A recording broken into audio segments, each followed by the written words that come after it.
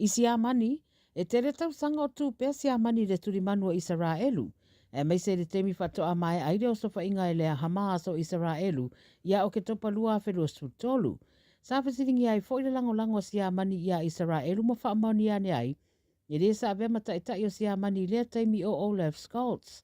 Pei tai lai le vasa nei, wā ngai i upenga ta wha ilangi whaamtalanga mai le tai wa iei nei, Chancellor Friedrich Merz, wa ia whaelo ai lona le fia tele, i le tūlanga wo o iei tangata lau tele i kasa maa afianga o a afiai ona o sofa inga Israelu. Whai mai le CNN le o mautino pe ai sea o sui ai langona Merz, wha sanga ia Israelu.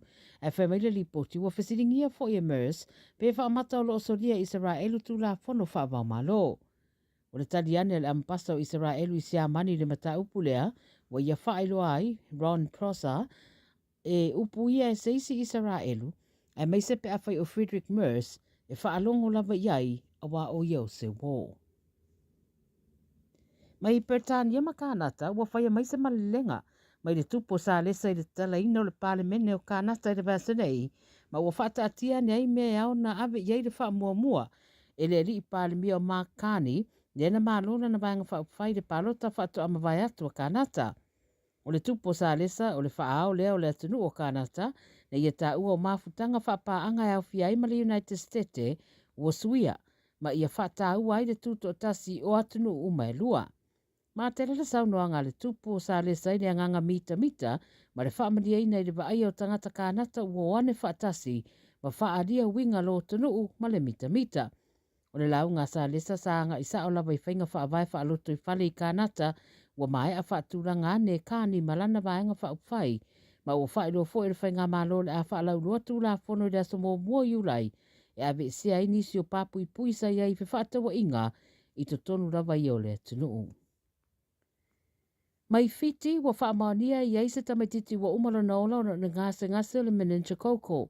Ta ua i le Radio New Zealand le toa wha e na whaamania le a fia te tonu le tonu vai asa taruai e au fia i matamaiti e toa lua. Ma o le ngase le nei o le menenchikoko o se ngase onga o le siama e onga a fianga i le soifua o le tangata. O na unga masani au fia i le Faiva, ti ngā o le ua, tau le malamalama i nisi o taimi, ma le manino le mafau. E ti ngā le ulu, ti ngā mata i le mōli, e whaasua ti fo i se turou. Whai mai le matanga rengo le soifua malaroi nā fiti, e ui ele o ieni wha amao ninga o se tūranga pepesi tele ua iei lea wha amai, e mana o mia lawana wha iroa a fianga o le ngase, ma tau ma whai ngai fo i ai. I le dua awhisa furuiva na whautu i nai tangata fiti e tau fia le wha soa ina o reipu awa e tasi, e tau ma whai le awa, i a puipuia mai le pepesi mai o le menenchikoko. I Aotearoa e tolu se lau ona sulfa i la tau na afia le wha mai lea i le vao le rua awhisa furuiva ma le rua awhi rua wha, to rua sultasi i la tau na mariri wai. O le tau tele o e na afia o tangata maori ma le Pasifika.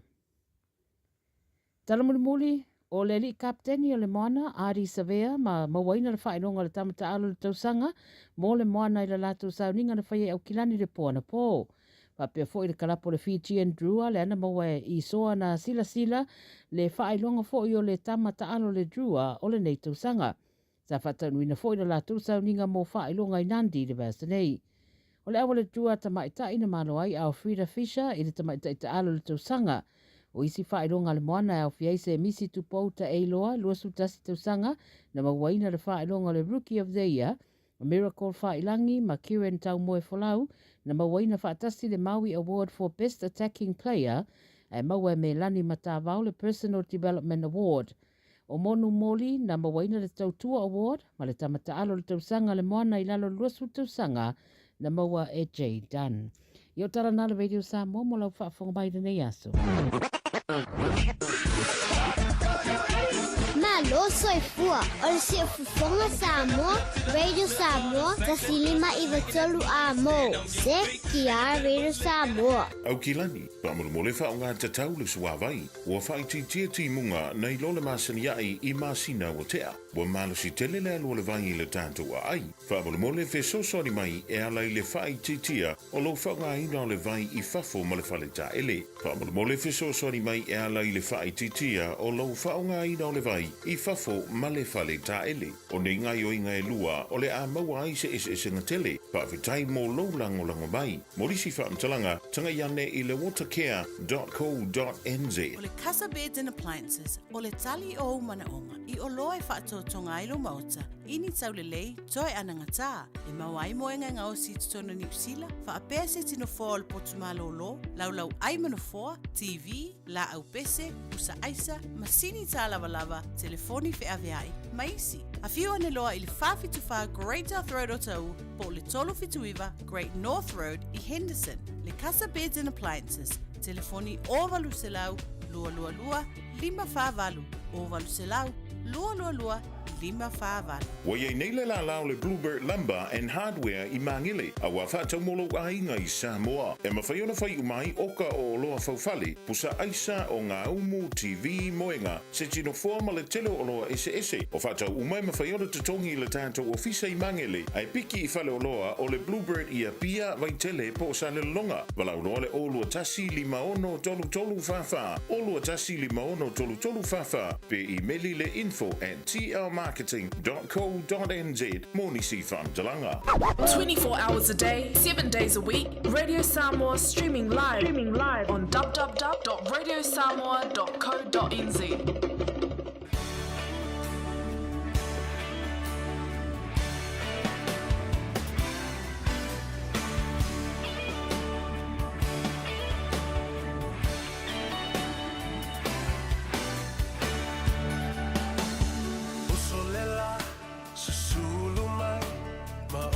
Malasuai La Samoa le nu'u te nofoai Me whaapewhea na malo atu oi le vai Samoa o le penina o te fia i ai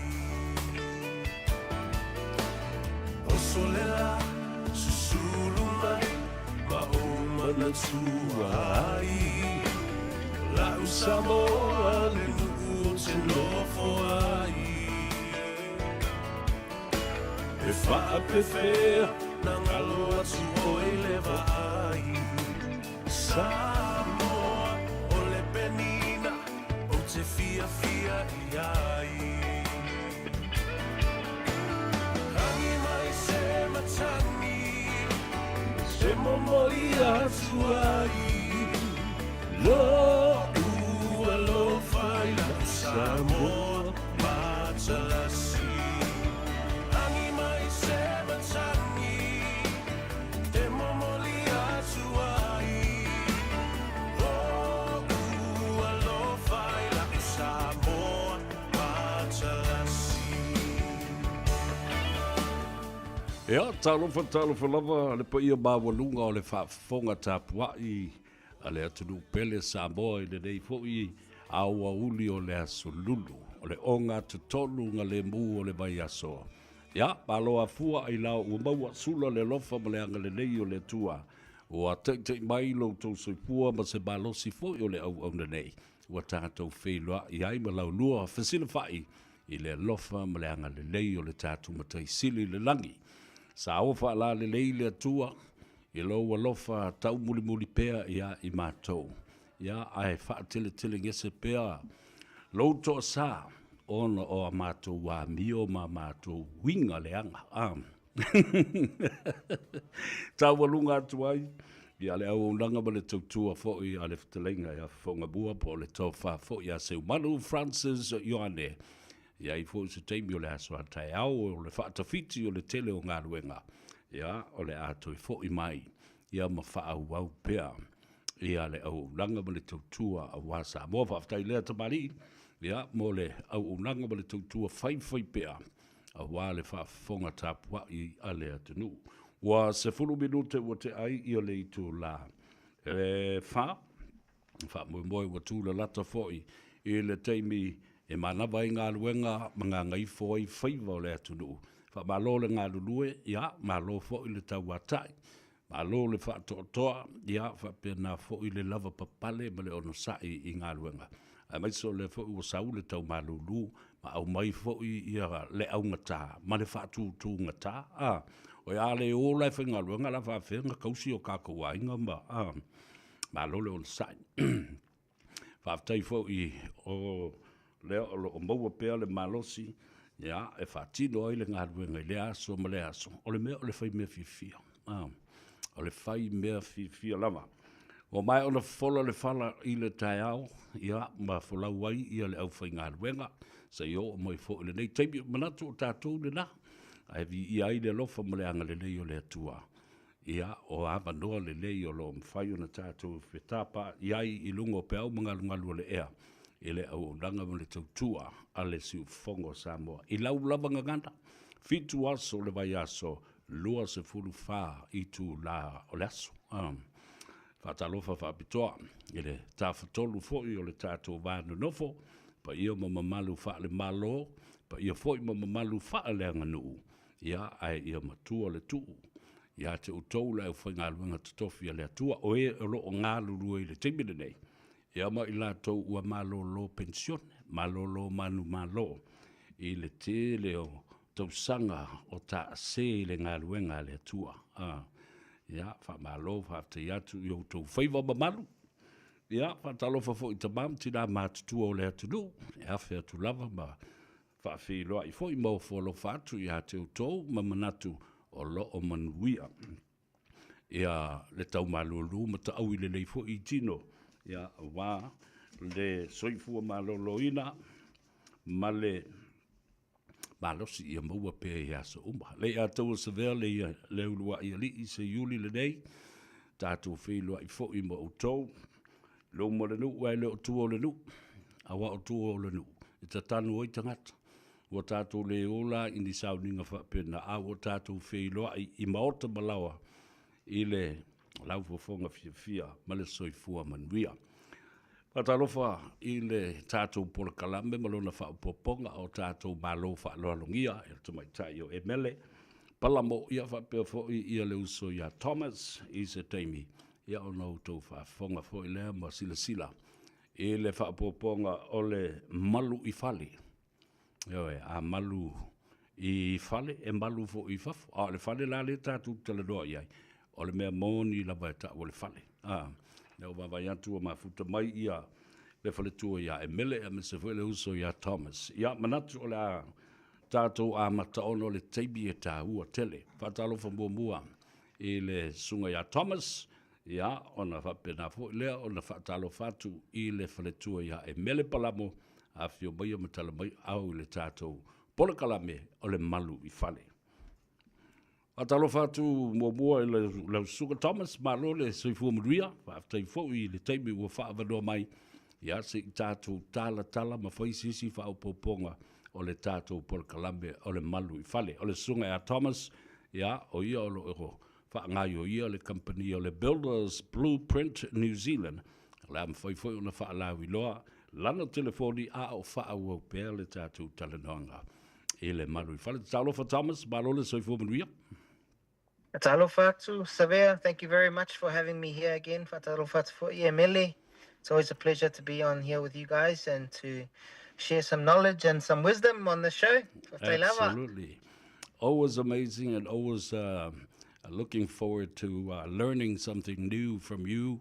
You know, the pool of wisdom and knowledge of exactly what you're specified to do. Yeah, alo fa tai mo le tai bi fatalo fatu e bele alo le soifo muria ya te o le faltupe wa ko ti sapia e fo ya. Yeah. Can you see me? I'm not sure. Yeah, fatalo fatu lo fiona savea. Malo level soifo manuia ya. Le sile le vai atunai malolo ina mai la fionga le nei fiafi ya patalo fats fo ile malu te mama tina ya pa fiangainga ma fartua e me se fana le nei fiafi ya malo so fo manuia malo fo I faftai le on sa ya mal fa pale wa o te loa ya ele ya se le o a fia ile malulu le o sa le temile nei ya ma sa fo ma mai ona ia mai mo na ngasa mo na fingata. Ia a o le mea lele ai, whaafitai le atua lo pui a maltia le soifua maloloina, maua le malosi tātou te whaasoa I ma le atunu. A tātou tala lo mua lava, o ia nisi o lo mwhai ma wala au atu I lau fionga le whaltua ma whaamamlama atili ia mata upu tātou te whasoa i ai.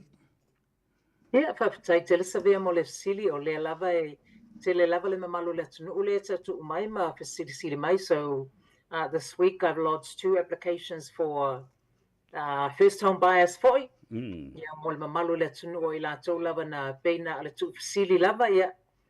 Once we've done an assessment, they are in a position e mawhai e o na avel application. So e mawhai e o na silsila lātou po le ale le limiti o le lātou pākeki le iai. So yes, o lo iai lava le malo le tunu o lo o tele lava le silsili ma fia malamala mātili. Alo, whawhitai. Tā amata mai o le ua iei le whale. Ai ei me te tau ona toi whaale lei o le whale. O le a le whaatulanga ina e amata ai ona whaatino ia le whaia o se nono ngā tupe e whai ei ia se renovation o āwaenga o tau o ia ngā luenga.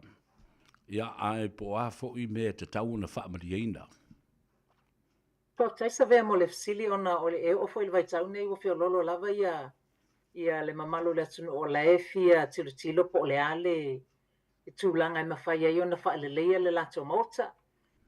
To any bedrooms or whatever the case would be. Ia o le mea mo mua lava e mana ia le whaatala noa. Po o yeise mo kesi i le tātou whale le teimi nei.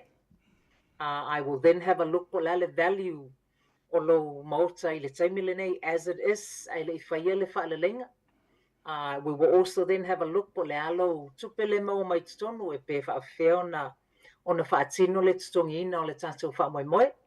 We'll also have a look at history, the current history, o ani tūlanga o le tātou financial position.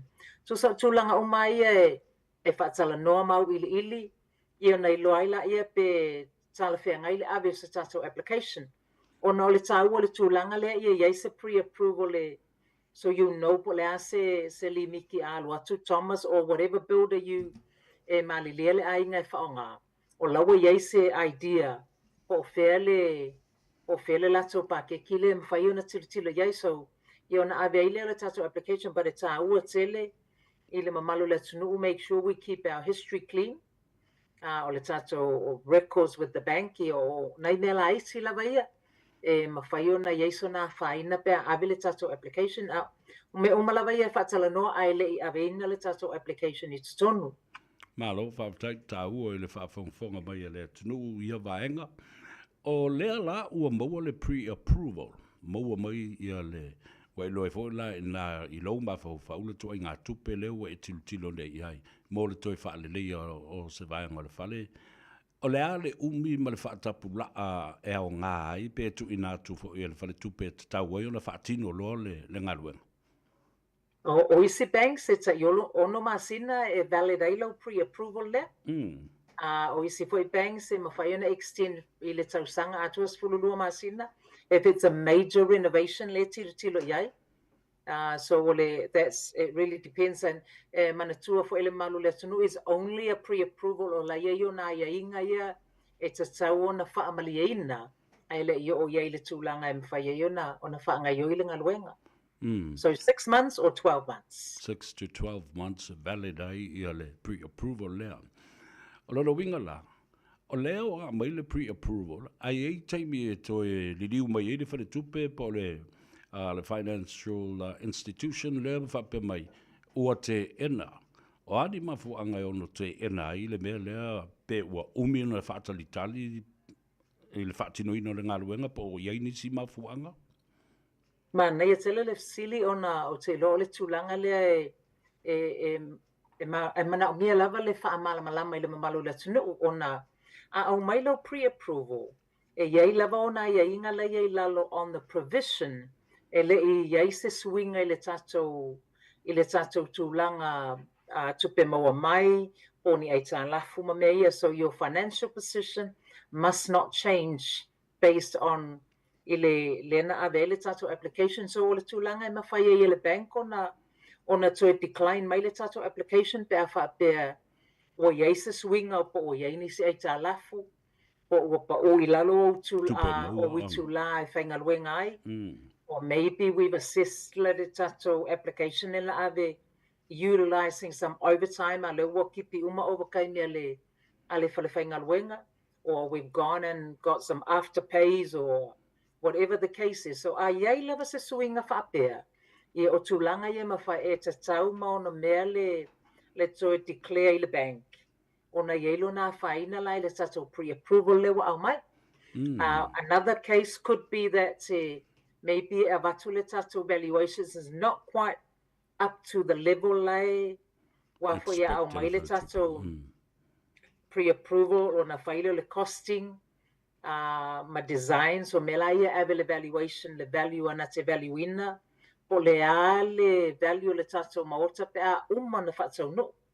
So another possible option, reason why you mawhaia le bank on the decline is if the valuation has not quite got enough up to the level lana expect my le bank, so when mawhaia in a decline, or they would reduce the amount e mawhaia on au mai e wha tau nu le tato wha mai moe.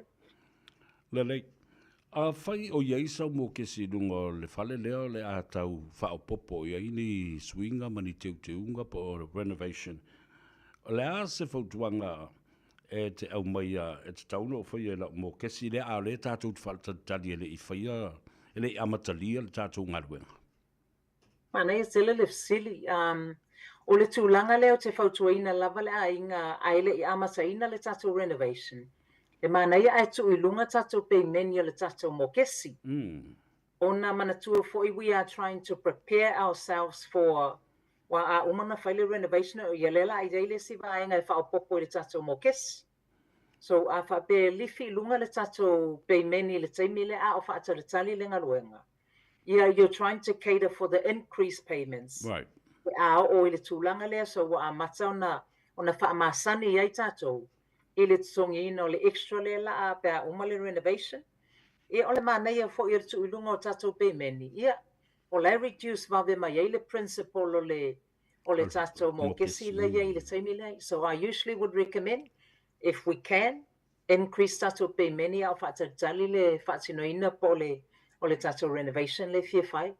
Malo whaftai le whaafonga bai le tātou atunu ia o lo mawhaso ma le whaltua ia e mele palamo o I e fsosoni atu ia te o e whafso tai ia whale tupe e whai mai le pre-approval ia pa manatu e whaatau ina se whale ia po o le whaamoe foi ina ia toi whale leia ni tūlanga o le whale o le telefoni le nae te wawai fo I lungo le tātou screen o le olua fitu walu tolu fitu walu wha walu o o le tāu o le mea lea, e mai o le tātou whaatalanoanga, ai mawhai ei, ona e walau sa o lava i le whaletua ia e mele.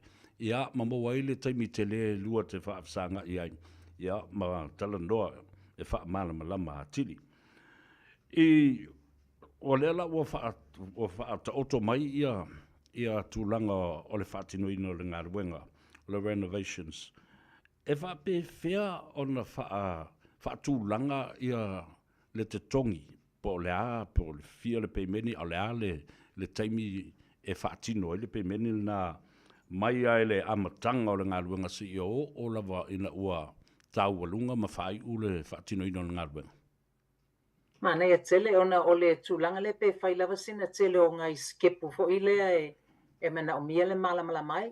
Wa a whape o le wa uma lava ona whaatau nuu ia aia inga o le tātou approval en au mai. Wa uma fo ina saini le tau konkalake ma le builder, whether it's Thomas, if you're using Thomas ma le lato company. Na au mai leo tūlanga le, once o le wa uma na meet ai tātou conditions, o le structure inga la o le mō kesi il vaenga le la a whai le tātou renovation. It will be done on interest only. Right. So o le mafu anga o le tūlanga, o na a whaapea o se whaataita inga e se lau wafe le la au mai e whai le tātou ngaluenga. O le your contract le la saini ma lau builder. They will have what we call a progress payment schedule. O le progress payment schedule la lea, e pe au ili mai ei o whai faskepu mai, po le ale vaenga mua le la drawdown, or what's the first amount le la release mai. Yeah. So whaapela e se laua whele tau le renovation atoa. Maybe the first invoice is only for 30,000. ia o lona winga na o le tolu se la tolu sefulu afe le la release mai. So you'll only pay interest i le vaenga lea la whaonga. A o lea tuto e lava le si fitu sefulu afe. So every invoice that comes to me, I will check it based on the schedule of payment. Lea au mai on the builder's contract. Ona avele le bank, you release le vaenga. A o mai foi le si invoice. E au mai foi must be in line with the schedule of payment. Ia na whaopopo le i le tato invoice mo molena. So you will accrue interest based on the amount le la whaonga. Pai le ele whaonga ina uma le tupe atoa le taimia tasi. So the bank can't charge you interest on the full amount. Right. They will only charge you interest on each amount released as we progress until the lava uma le whaonga ina le tatu se leni ia. Ona to atirtilo le pe whawhewhio na structure pe fix pe float po ile vaenga atoa le wa uma na whaonga ina. Malo, ta ua tele le whaalongolongo atu ma le main tau. O le numero al telefoni a le whanetua e mele palamo o le o lua fitu, valu tolu fitu, valu fa valu o. Ta ua whesiri i watu i nātu a tonu o le a toe vala a watu le tō tele o le atunu, ia mamo fo i le avanoa e te wha malama lama a tiri ai ma le manino. Ai, whaafti tele mo le taimi o wha avanoa mai, mo le tāpura kalame, o le malu i whale le nei a solulu. Ia, la fuatu le nai tū vai, ia, ma tātau alunga ai fo i lea mo le nei a fiafi. Ia, whaaftai tele lava savea, ia whaaftai fo ia Radio Samoa mo le au nanga ma le avanoa e mawhai ai ona soasoani ma wha malama tūlanga ese. Awa le malama ma le ia wha soasoani le mamalu le tunu, ia iai lava se fasili, e fia malama atili, ia feel free to call me o le numero o le olua fitu, valu tolu fitu, valu fa, valu o. Ia manuia tele malolonga le afiafi ia whaasoifuaina. Whaaftai tele manuia fo i malolonga o tali ngā sua, ia ma whai ngā lotu o le nei afiafi, tuli matai lea fo i vai aso, tā te toi wheloa iai, ia ma whapena o na whaapopo, i le tātala noanga o le malu i whalea mo le te minei whaasoifua ia, whaaftai tele mo le tātala noanga. Ia whaasifua ia le nā, tawalunga tuaile talandoanga ma le whaletua ia Emele. She is a mortgage advisor or a broker. Ia, fesosani ia te oe. Ia, wala au telefoni olua fitu, valu tolu fitu, valu fa, valu o. Ona se mai leo tātou pole kalambe, i se tasi foi o tātou malo. Ua whaima pa anga tō tino o le Radio Samoa, ma le tātou pole kalambe o le malu i whale. E pei ona se e mai ai leu so ia Thomas o le lipule o le company o le Builders Blueprint New Zealand o ia le na e fesoso ni whaatino le ngā luenga tu se su e mai e mele le tupe ai whaatino e le sunga i le li i fawhale ia le ngā luenga whatalo whatu Thomas Malole so i fuamuria Talo Fatsavia, thank you so much for having me again. And to everyone listening, I hope today is a good program for us to share some knowledge and some wisdom today. Malo whaftai, ele talanoanga ma e mele anei, ele sa ilingo se seleni e whaatino e mele o le renovations po le toi whaaleleia, po le whaapopo fo o nisi vaianga le whale. O a nisi o tau fo le tele i mawhauwhauina, unexpected costs, e te tau ona e tilo iai, ia awa ia mea whape tupu mai, ai tele i mawhauwhauina. O ala nisi o vaenga o le whale, ia po nisi fo i o unexpected costs need to expect that it will pop up during, you know, the renovation period. If I've lava malefsili severe, that's a very good question. Yeah, some of the unexpected things here to tupu on our sites is everything to do with mele whaingo infrastructure or le mea whai le ground, le mea whai foundations. So when we do a site cut or we get a surveyor in to have a look at the ground, whai susu enga o mea o soil me pena, sometimes we might miss things like ole mele ran ele pipe because on the plan it says on the plan after we do CCTV that the pipe is running this way, and we have the mains wire le run from the road into the site. Some of those things can get missed along the way, and those unforeseen costs can cost when we have to obviously move your cables here, or the mains cable, or when we have to do extra engineering to compensate for the pipe they run underneath. So for example, if I say storm water po se wastewater line, if I run the wastewater line through the mele if I le fale, it will build more family for feeling the builder on top. When you see it be a low papa on top of the paper in order for the weight level fight on the new house level paper in order to be able to take the weight. So those are unforeseen costs that we normally have on sites. One of them is the site that we're doing right now for this family. We're doing stage 2 of Lako Fale. We did stage 1 for renovation inside the house. Now we're doing the minor dwelling on the outside. But umanga solar engineer for umanga testing, and he said to us, we only need to dig about 300 millimeters down in order to get to what we call clay or good ground. The foundation of the fali. But we ended up digging down 1.2 meters. So you can imagine all the scale or the dirt that was so fafu. So anything that you take out, you have to put back in. So those are some of the unforeseen, and those are the major ones, especially when you're doing a new house. A new house. Some of the unforeseen that comes with renovations are things that happen when we can't see the walls. I think we discussed this a while back in the Menankupu, where we had the last builder, whoever built the house before us, they put the building paper inside the house instead of outside the house. And we could have never have seen that until we open up the walls.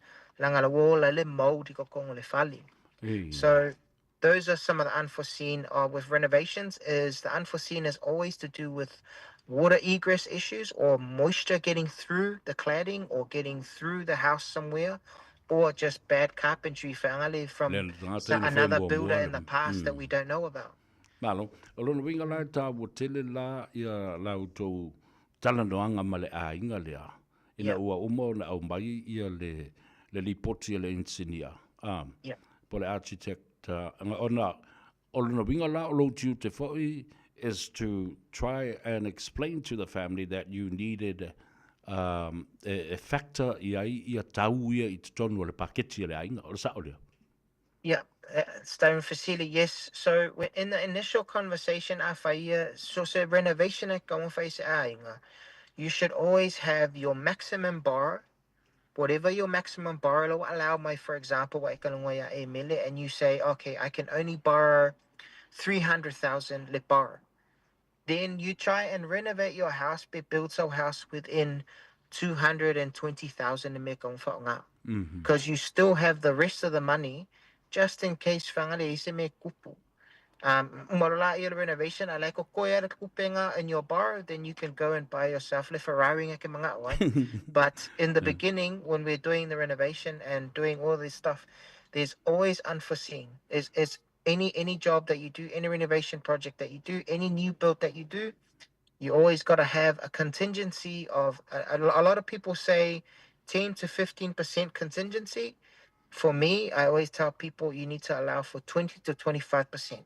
Right. You always want to be more than less, just in case. Just in case. Unexpected costs ni. E ni fati ta inga o se ngaruenga sa auto whaia ai te ua tulai mai ia le mata upu le ele I mawhawhawina o le ai ia sesi tau whao popo a le te le I tango e a mata na tala I lalo ia pui pui o le whale. So in other words, can you give an example for your experience in terms of unexpected costs when you start taking down the walls?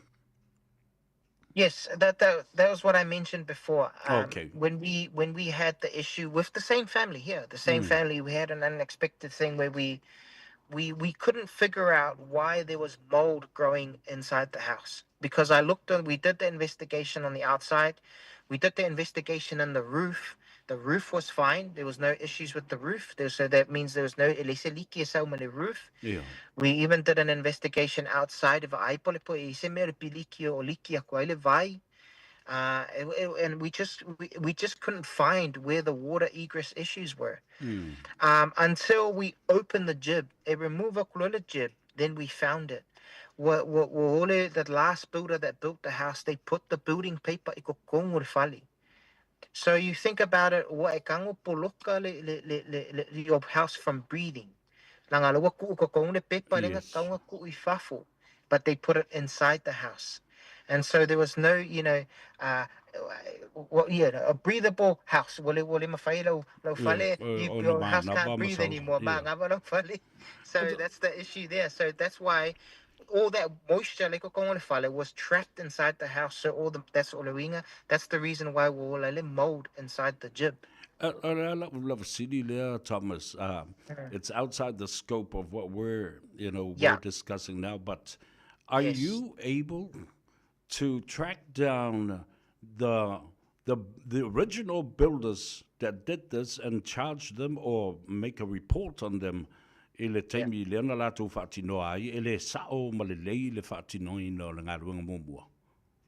If I could track that builder back from the 1970s severe, I would and find him. But unfortunately, you can't. And that's the reason why I tell everyone that we engage with, we always say, it doesn't matter if you build with us or build with someone else, as long as you have the right team who are, number one, certified in what they do, number two, licensed in what they do, and number three, give guarantees for the work that they do.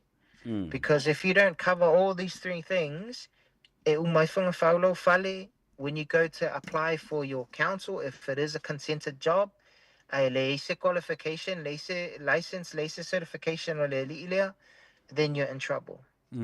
And this is not the first job. This is not going to be my first job or my last job. We're currently doing another build right now. We're doing 3 houses, 3 new builds that we've also taken over from a previous contractor who has not completed the works. So because of the, don't want to say it bad words, but so so you just gotta so you gotta make sure you find the right people. And sometimes in a trade, cheap is not always good. Sometimes if a guy cheap, but it's good. But if it's too cheap, if it's too good to be true, it's too good to be true. Yeah. Saturday. Now, what are some of the unexpected costs in regards to le palama o le ngaruenga palama e mese foi o ngaruenga fa ele tise foi le I te tonu o fale nei. That's a very good question, style of Surveyor Facility. So, face renovation, and we can't get into, for example, inside to the roof space or inside underneath the floor le fale, and we can't do a full investigation. And a client wants to do, for example, a quotation or sengaluenga to quickly get a pre-approval. And then before we start the job and we haven't done that proper investigation, what happens is a plumber may come and say, hey, I've only quoted to do these new pipes here from this area to this area. But I didn't expect to find that all of the house was actually copper. And we've only allowed for PVC. But now you have to replace with copper. And with copper, it costs more money. So that's an unforeseen element plumber. And another unforeseen with the plumber is when he comes there and he hasn't allowed a movable waste for his work. And he said, I've allowed for waste in the subfloor or a floor family we can get underneath, but not for concrete because I haven't allowed for concrete cutting in the concrete slab. So that means he needs to charge us to cut the concrete. And then on top of you cutting the concrete, that means we need to now approach a structural engineer. So now we have to talk to the engineer in order to fix this thing that we've cut for the plumber's pipes. So there's a lot involved when it comes to moving things or palama that people don't know about. And then you got an electrician. He may have allowed to only pre-wire your house for a certain amount of things, but then he gets there and he has a look at your o switchboard le oi ko fale. E le mawhai ele ko board nga handle the new amount of lights, that's going to go into your house. Malau 60-inch TV that you want to install now, and now we have to put in more more switches whangari in order to handle the amount of the power. So that's more of an electrician that needs to figure that out. But those are some of the things that we might not be able to see or find along the way until we open things up. So, in other words, before you go ahead to do your job, you've already read and look at the blueprint of the plumber and also the electrician to make provisions of those spaces? Yeah. So I already do that in the beginning. That's why I said to you the importance of having the process. There are always going to be unforeseen, but we don't eliminate, but we minimize. We minimize the risk on a lot of these big jobs by going through doing our due diligence, failure investigation. I get the plumbers down to site. So when you ask a builder for a quote, all you're doing is you're just going to get a quote based on what you think is meant to be. But the right process is you're meant to get the people that you need to the job, to your fale, to do a proper investigation. If you just ask for a quote, you're not going to get an accurate quote because they're doing what we call an estimate. And if you read your quote properly, it always says provisional sum or estimate. And then makarangaruenga and you change your mind or there's things they find, makarangaruenga nga le valuafe umaifo suldi mafe. So, that's why it's important to have these people come through your home, do a proper investigation, do a walkthrough, have a look in the roof, have a look underneath the house, and then you can get an accurate quote. And that's what we provide. It's that process. And with all the families that I build for, we go through this process. And when we find something that we didn't allow for, we stop and we talk about it. And we say, look, we've done all of the investigation. We've eliminated every single risk that we could think of. But this thing here, we didn't allow for this. And we're very honest and transparent with our clients. So that, as long as you're honest with people and tell them up front, that way they can plan. But if you try and figure out ways to hide it, then it makes it worse for everybody involved. Right. Malo, ta ua tele whafte tele lava Thomas mol whaamam lama ino ia. Vaenga ai maise o le whaalongolongo mai le tātu o tunu. O le numero telefoni o le ali I whauwhale, so soni ai I au whawhita o li masa ngā luenga le lei o lo e manatu e tauna whaatino. Thomas e te maua le olua tasi, lima valu, tolu, ono wha. Toi whaafonga numero nā, mo le sunga a Thomas, olua tasi, lima valu, tolu, ono wha. And then finally, Thomas, a whapela I lou ma lau masani ma lau to mai lewa e malamala mai nei. These unexpected costs, and some of them are areas where you require of the council consent, po se tulanga fo I mulmulita I le tula fono o le council po pulenga fa I tu malo e fa tino ai ma yaise le sene fa tino I meia. If time of silly, so with council,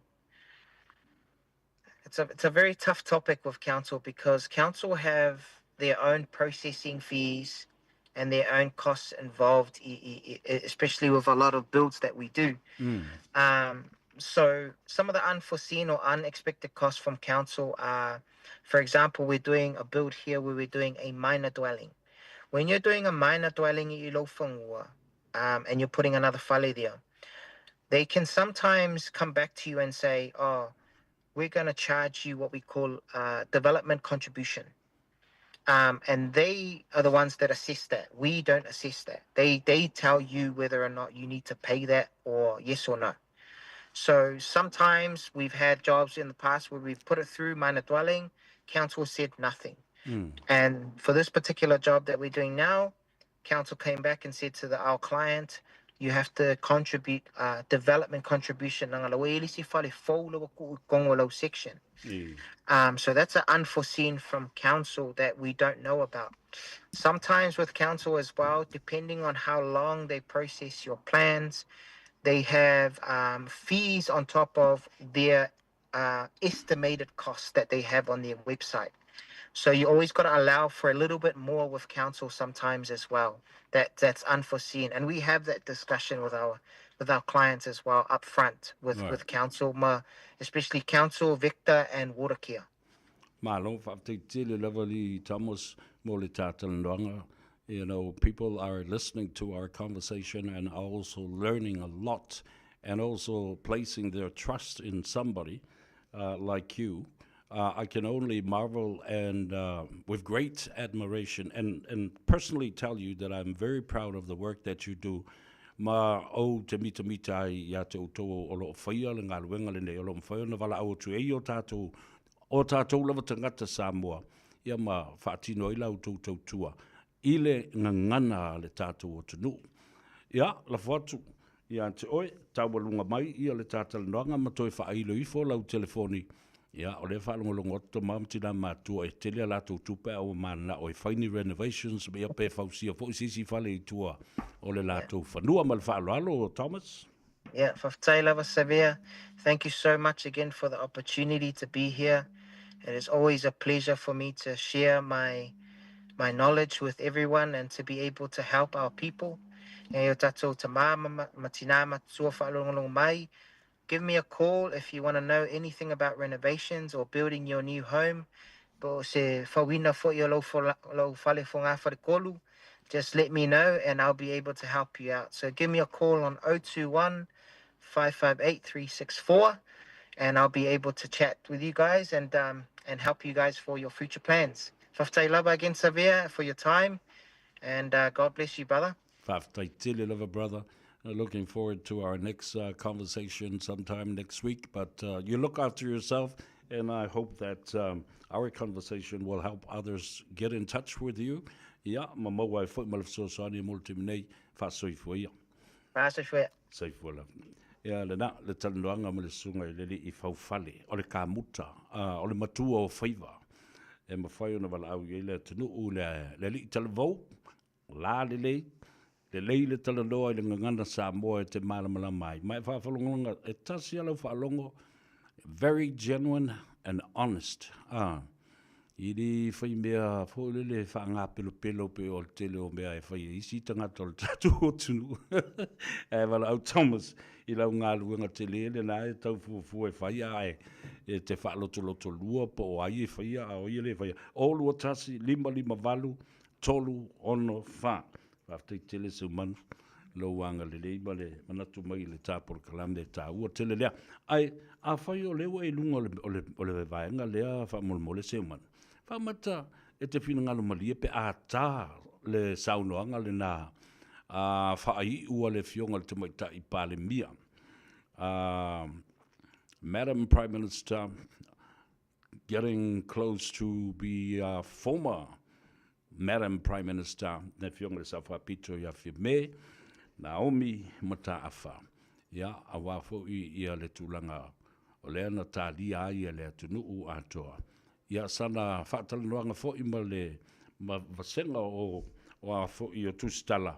E tusa ai ma le mea na tupu le pāle mene I le asona fi. E au si mai le whaafana. Ia e sa. Ai o atu o le whaupunga o le tusi le na ave. E whapea o se li poti. A le whailau tusi o le whono whaitula whono. E longo atu ai le au malo I le tūlanga o lo nofo ai le palimene ma whainu mera foia. O le lape o le vaenga sa whauai le ali poti. O e whasino lea I le aia inga I le taimi ua pale mai ai se paia inga fau.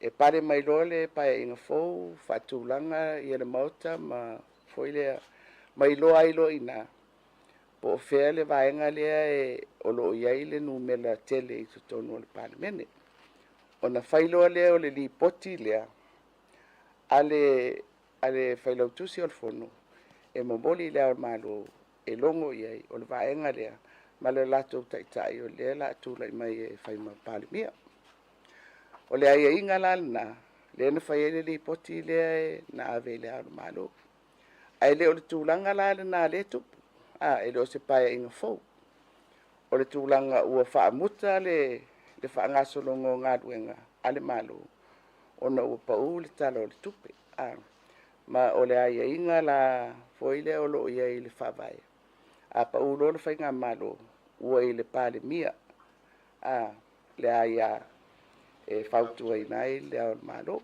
ia o le fautuaga la ia faataape le palemene toe foʻi le atunuu e toe fili mai ia sui o le palemene ia o le tulaga avatu le fautuaga ua talia ai le ao le malo le ua mai ana faasilasilaga e lua muamua e faasilasilaga mai ua talia le fautuaga lua lea ua saini le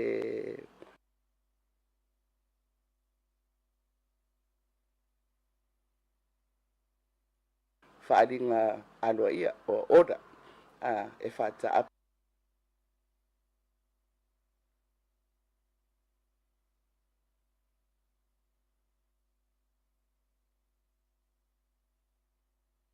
pe ai ia le palemene i le aso tolu o iuni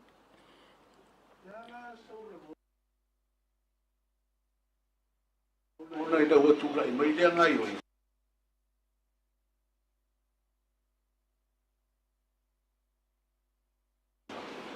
ia polino mai o sisiga i oiga o le ituatua o lea ua i ai le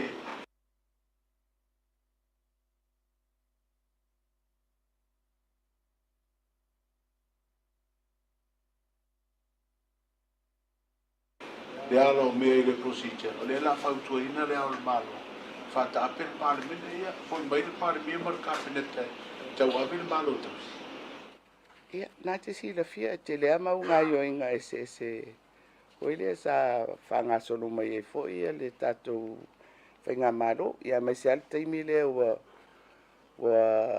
tupu le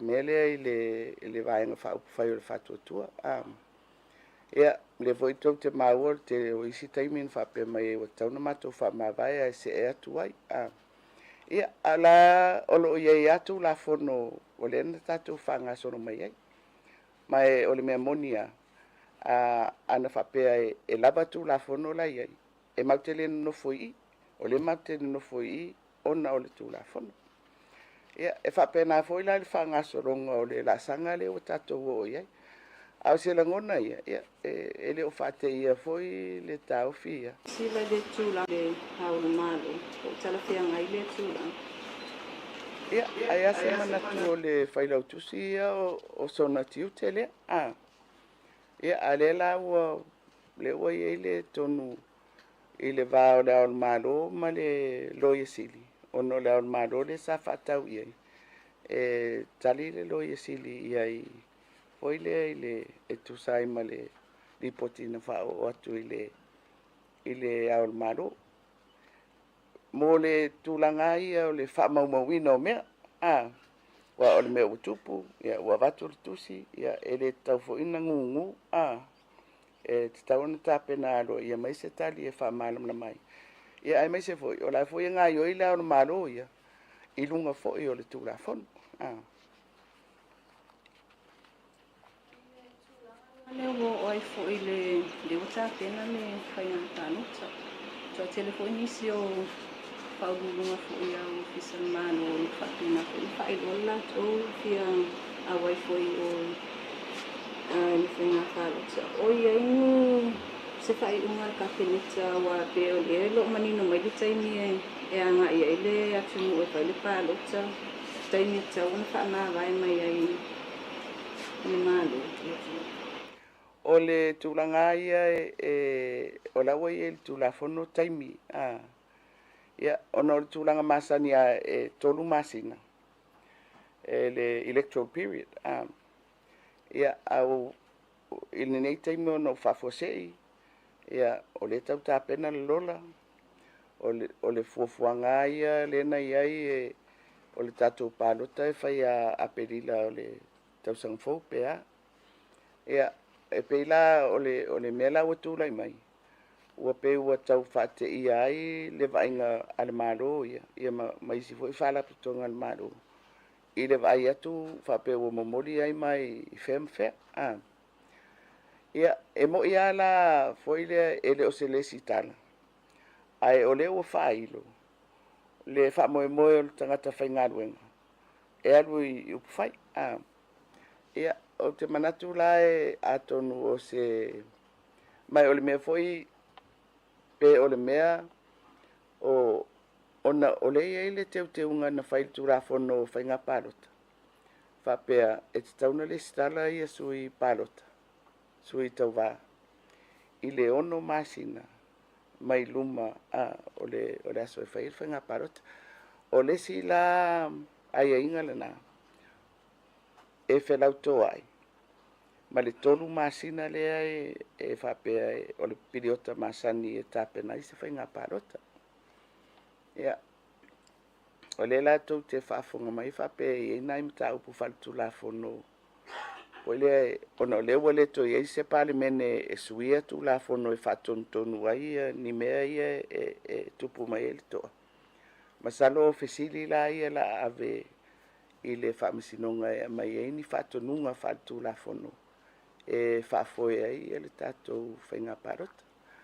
O le sia toa lea e nei. Le foi sa o tala noa i le blaunga nafi. O le aifanga sole le toi le sitana ina uma o tātou tangata parota. O le li poti mulimuli la le maua mai o tātou ausia le 5.2%. I le tūlanga au au. Ai e nisi o i tū maro. Ele ia o le 12%. Pelai mai tauina o i tū malo te tele ia tū tāulanga o le vai maunga ma whaleata. Ia o isi tū malo ia le o lo vai pesi na pa o le pasene o alatu le stal. Ia o nai mea umalana. Foi walan tū lai mai ona o le whafuasei. O le whainga pārota ma mo mi ai la se fsoswani mai le whaamisinonga e whatontonu. Ona o le wale ai le parmene, foi le sa ono mawhai.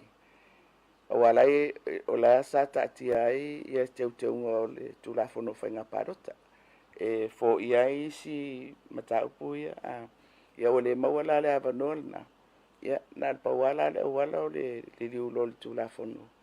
E amai e ni whatonunga whaatulafono. E whaafoe ai le ofisa o whainga parota. O le tele ala o tāpenanga o le whainga parota, e ngafa ma le komisi o whainga parota. Mai a ieini mata upu e ave le whaamisinonga. O lātou wā, o le a avea mata upu o lātou e tāpena ina i le tātou whainga parota.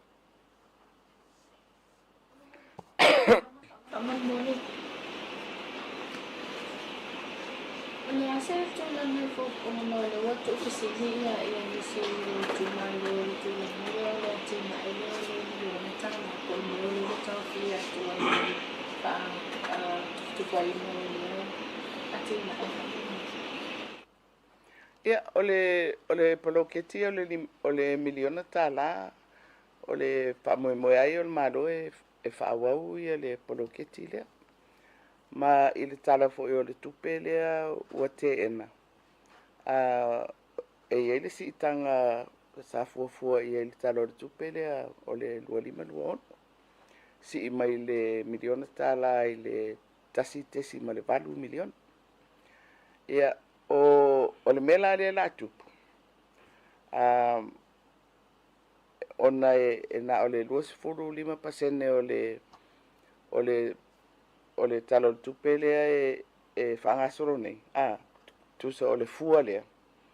O le tupe o le a whaanganga e whaangai o e le malo, fo i le talo tupe fou, ona o le la le se pale mene pasia, o le lua se fulu lima pasene lo se tupe tele, le lope e alua i le tutongi o le whangaruenga, ia o te iloa la, o le mea o le awhai, o le tilo tilo, po a mea tauna ave e le whamuamua matulanga whapena.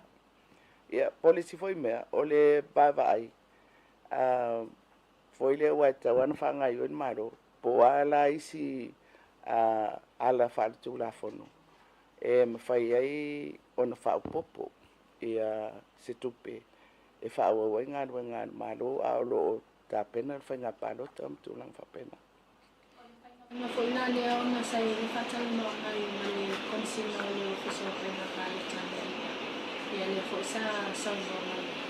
E tolu miliona le na tolu proposed budget na tu umani le tani tupele o le tupele mana o ni ai whatini ai le whainga pale. Io, awa le, ia ale fua ia lena, e fua mo le whainga palota tele, a fua lai kuata, a whapeo le 5% o le kuata muamua, ia masalo po le kuata lona lua, pe sa wha muamua amatana whaanga solo ai le tupele mo tapenanga ale ofisa o whainga palota. Ia, o le si foi la mel na i le mataupu foi le po fea ave e le wha muamua, po fea foi le tūlanga, foi le inisi awa le whaupopo mai ai. Po le mea e te tau ona sa ili se tūlanga ina ia puipuia la le tupelea e whaanganga mo le whainga parota. Foi le e se mai le 25% e whaangaio e le maro i lon tūlanga masani. Ono leo wase e mai iluma ia le fuafuanga o le whatinonga o se whainga parota. O masiri tūlanga le whetena ia i le toa masina lalo le tūlanga whaavai ma le ono masina i luma mai e le sitalai sui whatu. A whapea nei e o mai se pinangalo le whaamasinonga e ono o ai tātou whatoa whatino le pālota i a November o te se mo le usanga e ono i eise tūlanga whapea nai tupu. E foi le o le mea lalna, foi le mwhaina mau atu ia o le tali o le mea lalna, o toa inga whisili na, o le a ave i le whaamasinonga, ma le memo ia ia. Ia te o te le pole tele le ono masina pole a pole a. A le mea o te popole ia uia, o le lava o le lola, awa so se whainga parota, o le awala le whaaria i le whinangalo o tangata anu, foi le lai tauna vai iai, o le ale fua, foi le e tauna ausia, foi le e ono atangia mai ai, o tele se sao, foi le o tangata, i le filifilia o alatou sui. Pe le ngata i le tūlanga au au, ia wai tau foi na whaamautino foi i tū malo ia taitasi. Ia manua le tatu i le pālota. Lautou ulega whātonu lau whionga i le pālemia ma minsta malo tausi. Ia, o maua e fo i tala lea le matangi o le oi e lautou tāpenanga i lautou pāti whaukufai. Ia, e me se au tau leo mai lai tūma.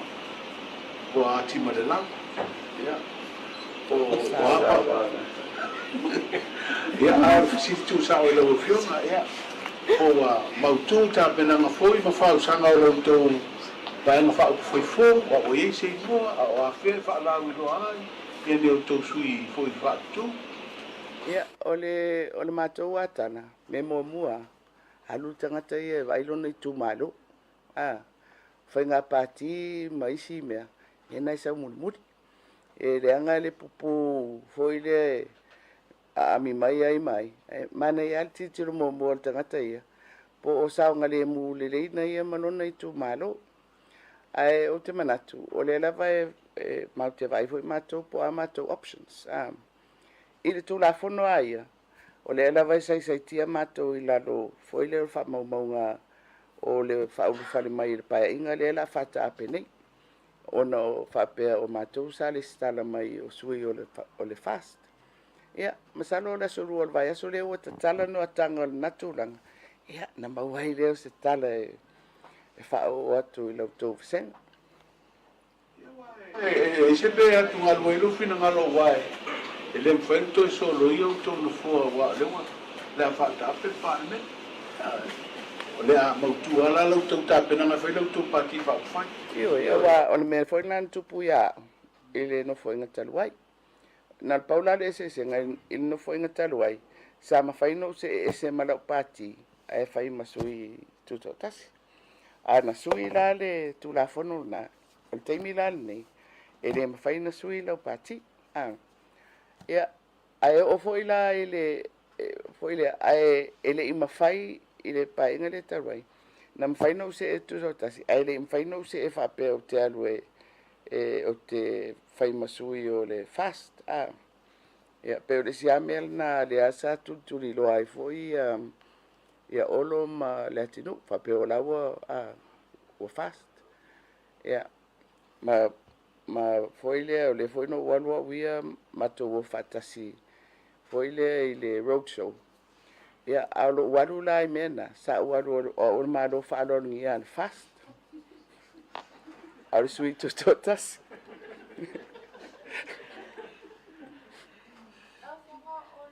Langa le te tōni sui taipere, pole mea o le wata ofi a matamai ana whipe whatoa effective le soto. Try effective less tot. Right, this whole parliamentary term in one word, what would it be like if you're So wa. Ai o te manatu. Ele tau foi na whate ai tātou. Ai mai se o se suinga tele. A fua fast food tau sanga. Tasi le whainga malo. O lona winga. Ele i whaingo fie. Le ala ia, whai o le suinga mai le HRPP le fast. Ia, ai whai fo isia mātou lau moli le fast. Ia, o atu ai fo i le si fo i la sanga ele i o mo fo i ai. Ai, na whai ala utala. O le mele o le malepe o vaenga, ma fisui ai. Le ina tupu foi le valu lima. Le no ese ai ia va ai malana vaenga mai le HRPP. Le na o fai le malo so fatasi matupua. So, ngai le break ile HRPP. O le ese ngala o le mel na tupu. Awa na tupu le valu lua.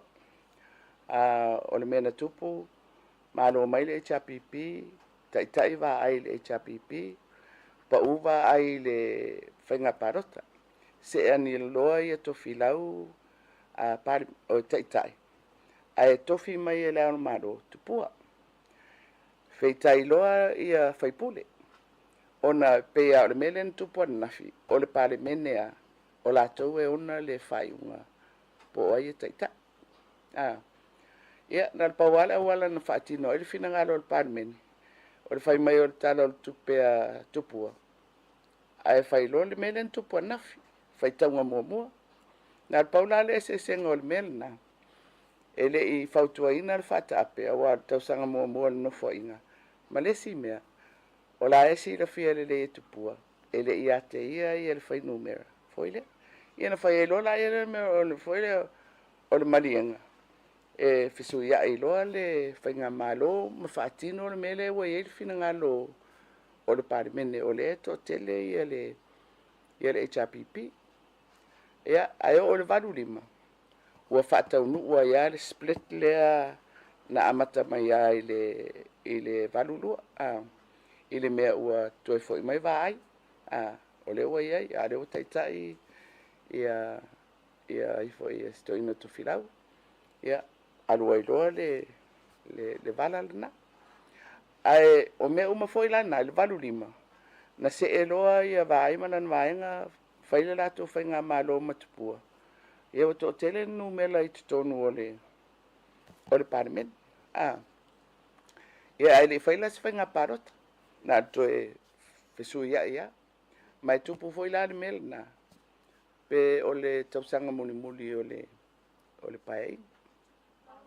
Nei whaatapinga le pala mea whaatapinga i fo e no whionga mai ka pene tala whatau tupi ua olua lima ua olua ona. Sa e si manatu fo i leo bisa expect fo i o mana ka pene ta leo le whaidunga leo le ao e leo. Yes, because o le mata upuarea, o le talo le tupe, apa ulo le talo le tupe. That is a confidence issue. Na mato iloala. Yeah.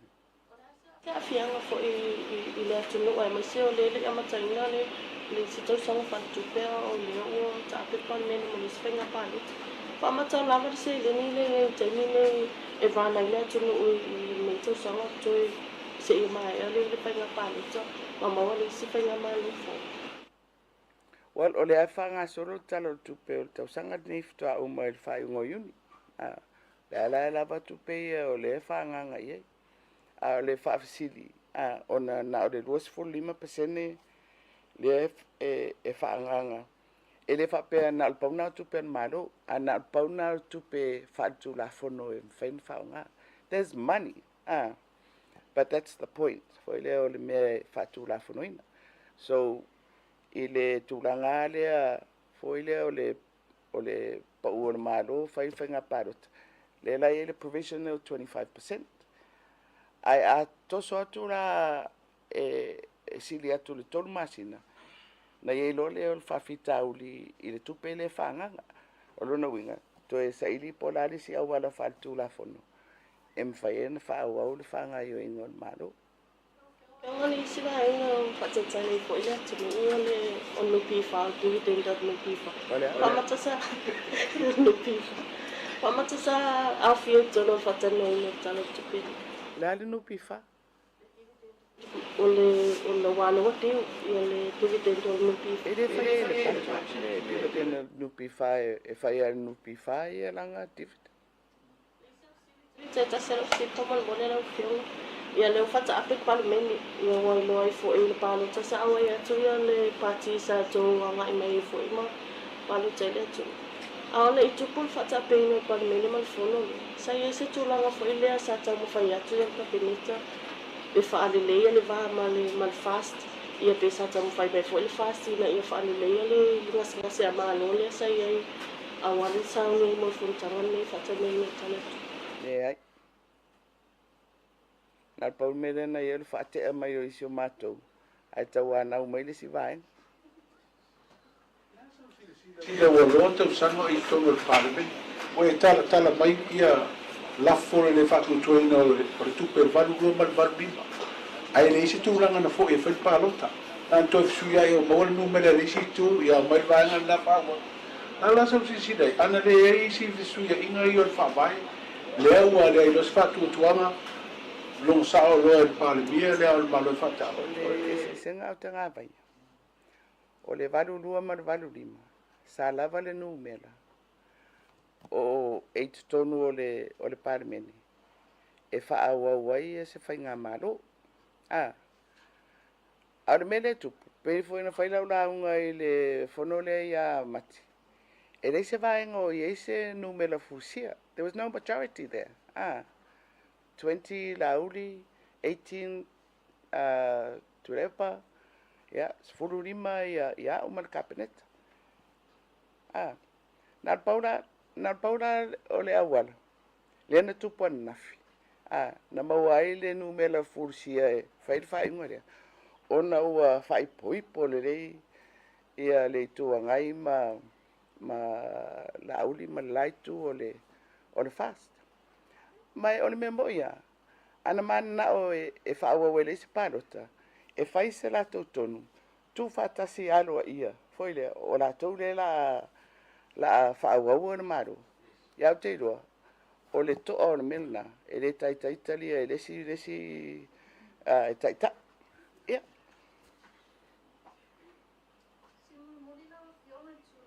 Le caretaker government. Whakena po ia le tofinga le funga whetalai. Does he continue on as a caretaker speaker? Awawe funga tuhima. E Maria, o moa wai, o tere iloa e ise tūlanga whapena, fto aria i mai. I le palota le taluai. I le matu otu I tai le palemeni. Ai fai mai ua loka le whare. O lai alu le speaker ma ave le ki o le whanfon. Ma fai mai. O lai whaawau le speaker. Ia. O au lai ia, o whapea. Ia, ai o se mea o tupu nātai. Aua vela le mele tupu nei. O le la tiro I tūranga o le maro fo ile tausi mea. Ai li fo ai ma le whapea, e whaawau ma le tutongi o le speaker, ma le sui, ma le deputy. Ia, o la o whapea. Ia, o lono winga la, ia le la so e atu, peina a matana lia I mai whaamaumaunga le kabineta. I le palota o le luafes furuon. Ia, ma le mela le na tupu I le palota o le luas futasi. A le mela le e whaafesiri.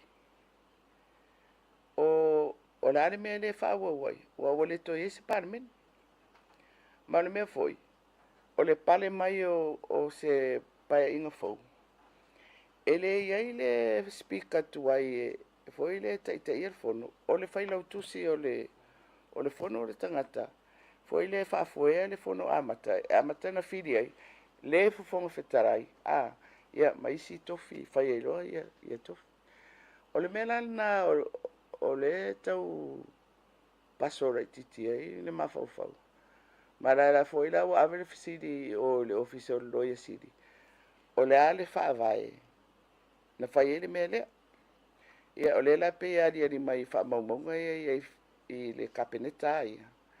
E peina o le lua parota taluai ia.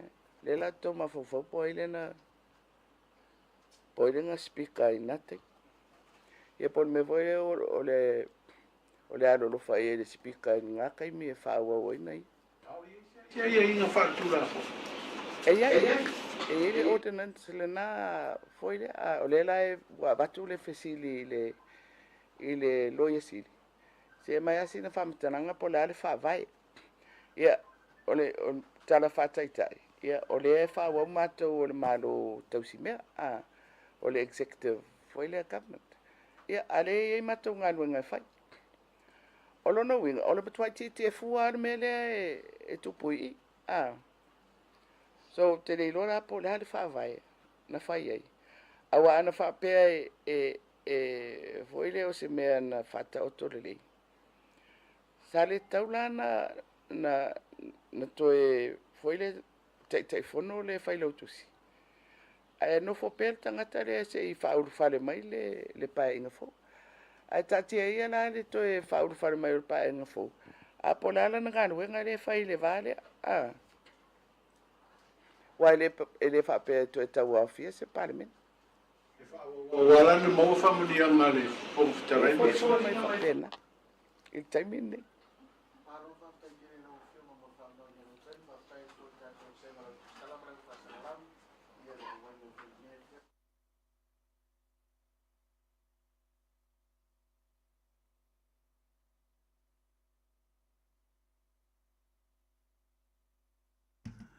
Ia, toi whatalo whatu. Talo sia sa e mai moa mai si vaenga tā ua le nā, ua maua whaafua se I le uri nei. Awa ua mai ale sauloanga wha vai ale fionga I le tamai tai pālemia. Ia, ma o lana sauloanga fo le nā. E wha manino ma wha malmala mai I le tūlanga. O le mai ai fo I o le malenga mai le fionga le au mamalu o le malo. A o lea la, ua tali loa I vesidi ale autustala ma lau whaasala lau.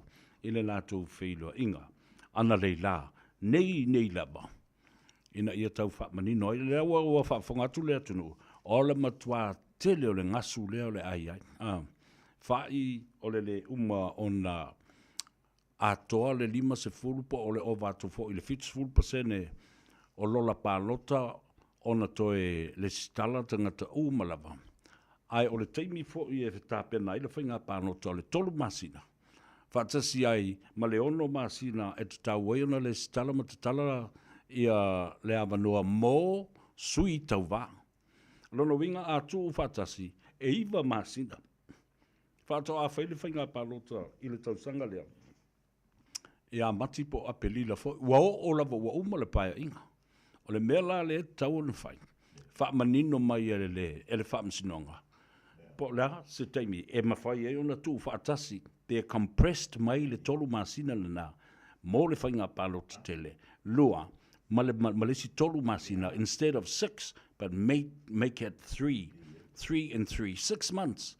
Tu sala e o atu ya November. O le tausanga nei lava. Wata tauna tātou wō i le pālota. Lava le ono masina lea. O le lava fo le ono masina lea. O le 25% o le paketi le toi nei e whaanganga i whai e ngā luenga le malo. Toi au mai i ai masesi 25% ai se i wawa aipo o i e whaatanga la le si 25%. Ina i mawhai ona whaanga i o iai i a ngā luenga ale malo. Ia, tā ua tele. La tātou o i wabai foi. Ia, se i whaalongolongo fo i nā inisi o tātou whaasisilanga.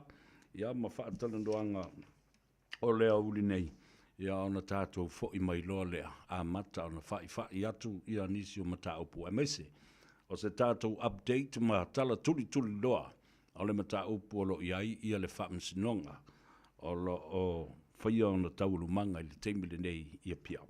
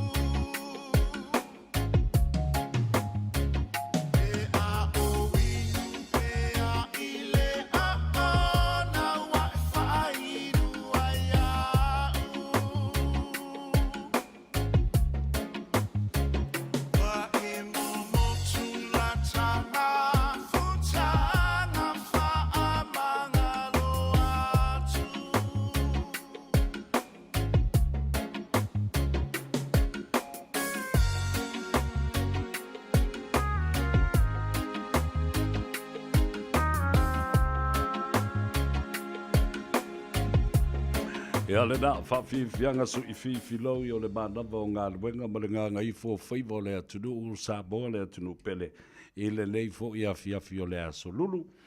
Ina ua toe lua se fulu minute o na tale o le itu lai ono. O le nana whaafonga le leile atunu o.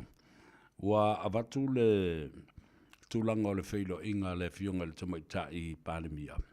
Ia whaatasi fo I ma le vasenga o le utustala ma le whaasalanau. I le afia finei na ua mai ale malenga ale fionga le au malu o le malo. Whaatasi ai ma le saunoanga whala I au. Ia po le saunoanga muli muli fo I wha palemia. Ale fionga I le tamaita I palemia. Ina nei a fiafi. Tele I o vaenga ese. O lea ua whaato aaria e mai. Mātangi ai ia isi mata upu e pei o na saunoa I ai ia le fionga le sa whapito. O tau whaafonga le tala le na whainei. Ina uaru ese mai ma le HRPP. Na sauai lea ua tūto tasi ai ua mai o na tapena le fola. O le pati o le whatuatua I le atua Samoa ua tasi. Ma sauai loa a ngai ai ele I a whapea fo le ualo ia. Le avea o ia. Ma sui o le fast. Ai na alu ai road show uma ia na malanga I lungo le ala. Manga ia tu I le tele o I tu malo. Road show la ia na ia ta uai. Ele ialu o se fast fo lele. Langa o lae te ua a fia ilo na tu langa o le tuto tasi tutonu o le mautafonu ma le palemene. Au whea la sa ia I le tu la fono le teimi le na e te alu ese lo malau pati. E te le to iai. I te tonu o le mautafono ma alu e whailau lau whainga pānota li titi. Peite iane, o le ana saunua, na alu le road show a le fast a le o ia o se fast. Na alu o ia o le malo whalo alongi a le fast. Na alu o ia o le malo whalo alongi a le fast. Talo fai le fo la wo silingia nei le taimilea. Le role al speaker male deputy speaker. Pe afa pea o lea ua fata ape le palemene. Ai tu mau ia le fionga I le safa pito I lona tu langa o se teitai. E fa ua wina ne caretaker government temporarily. O se malo tausi mea le tu mau. Se ia mai ale whainga pālota. Le lo fuafua tu ne iai. Ia ona whaulu whale mai leo resi whainga malo. A o le mea la le tu lai mai. E leo manino. Leanga o lea sa se e iai lava ma wha au pea e foi. Ma le fonga ftalai. Ma le sui fonga ftalai. O lona winga leo o whai mai. Ia le sa wapito. E le loa po a mea la wari I e whai. Si whalongo I. O leo tui e se whono e usu. A o lea na ti e fua mai e lava. I le taimi o tu le epa. Le caretaker government I le taimi le nao tu le epa. Lena matua musu atu le epa e alu esewe. Ma le tofi. O le taimi ua uma. O na whaulu whale mai le whainga malo. Fau ma ave le lisi o I le ao le malo. Na te sauai e whaatau tō I a tangata nei. Le ua matua I le palemia a matua I ma sui fongftalai, ma le fongftalai, whapena fōi. Whai pule o lea ua whiliwhilia a vea ma minista o le kapeneta. Whaatasi ai ma sui minista, po minista lango o le kapeneta. So you see, there is a gray area over there that needed to be spelt out. Po le a la le vaenga. Le ne nifu ai le vaenga leo le whawai. Wa leo sauno sa olawa le sa wapito. Le na whai le teimi o tu le epa. Ai whatu mau pea le whongoftalai, ma le sui whongoftalai. Ma to tongi tangata nei. A ule o toi aise ngā luenga. E toi whatino. O le ala fo lea nā lai o nā alu le whongoftalai. Alu a fua ma averki o le mauta. Ma wako I ma le ki o le toilet. Watu whafonga le tunu o wa o mea o mana na sau. I lunga. O whaasala launga ma whaasisi langa ma mea na tūla I mai le nā mai tau. E matau tia. na alu le road show o le fast. Ele o ia se fast a o ia. Ole, ma lo fa lo longia. Ale fast. E isi me ta ua lava ia lo tu lai mai nei.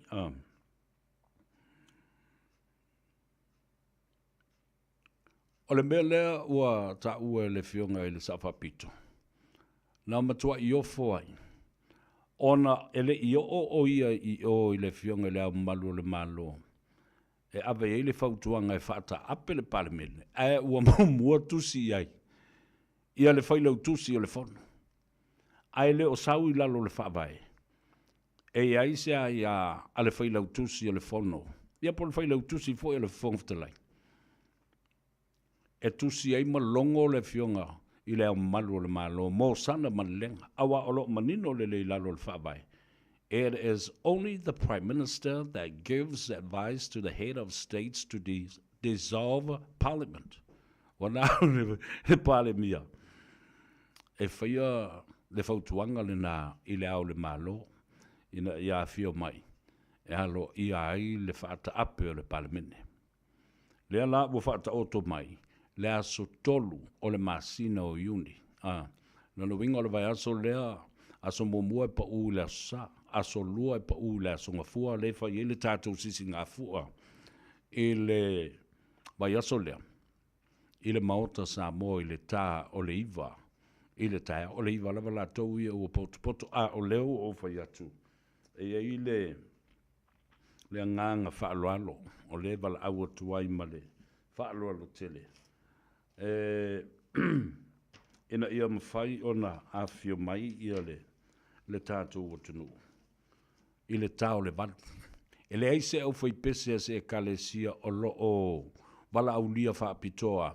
E langi ina ia vi ingo le atua i le tātou wosi ngā tau langa i lea tae au. O lea ua talo atu. Ia, awhio mai i le tau le valu e whai le tātou au ngā pese pe o le la tātou lotu whaafitai fo i lea sa whai. Ina ua maua mai le tātou citizenia New Zealand. Ia whapena fo i ma tātou whai ngā lotu ia na mua atu. Lea na matua whai le tātou au ngā pese. E lea ia sisi. E lea sisi au whai pese. E tu tusa ma le au whai pese a Samoa poto. Ia, leo wa au ngani e tuai ma le nganga whaaloalo. Sau malo leo mātango fie le tae au o le songafua. Tā le walu wa o tātou pese. Ua tai pei o le whaatino ina fo lele o le au whai pese poto a Samoa. I ma mea i e whai fo i e le lau mua i mālua i a lātou fo nutanga. E matuata pena le lei i a pese pesenga a le fono ato. Le ala le nai tā uai. O le ua wala watu walu tātou tei pese ma le tātou taimi pese. Ma le tātou wa o pese. O le sunga le toi ina malo man malo ya ma mea tandielu. I le tae au le na. Ya, tā ua le vavave mai. Pa ia maulungo le atunu. Ai mai se utou tina. Tina mātutua le nale olo le leipea le o loto. Ma le ato. Ma le usu. Afio mai. Vavave mai. Ioi, o le a tātou. A o ida. Malangi vi, malangi pese, malangi solo. O vi inga o le atua i lea tae. Ya, o Samoa poto le nāmala na au whai pese. Tātou to ese nu poto. Ya, ma o le pese fo i o le tatalo lava lea. E la unga hai fo i ma le pese. E au ngā fo i e wha malulu ai langona. Whainga tā. O mai, ono o mea ua tūlai mai le tātou malo. A vea musika, mavivi inga, ma le langi ina o pese, langi ina o vi, langi ina o solo, o lea tai au. E whai ma vaila au malu. E fina ngalo ma loto o lea tunu. Ia ma le tātou o whai pese ato le nā. I le aso lua o le vas fau. Aso fu o le vas fau, pa u i le aso lua o le masina o iuni. Ia vai, te umutu atu le leia. Le wala au lia e hanga i atuai i Samoa le tātou tūtua tasi, ia whātasi e fo i male savali e le whamna tuina o le se lautau sanga. O le tālonga la kapi te tonu o le tātou nuu e mota. Ona ua lewa na whaile tautua le tātou au. A lea, ua apa mai le fionga le konsula i le whono whautua mamalua Samoa. So soni atu le pole kalame. Whaatu langa le pole kalame.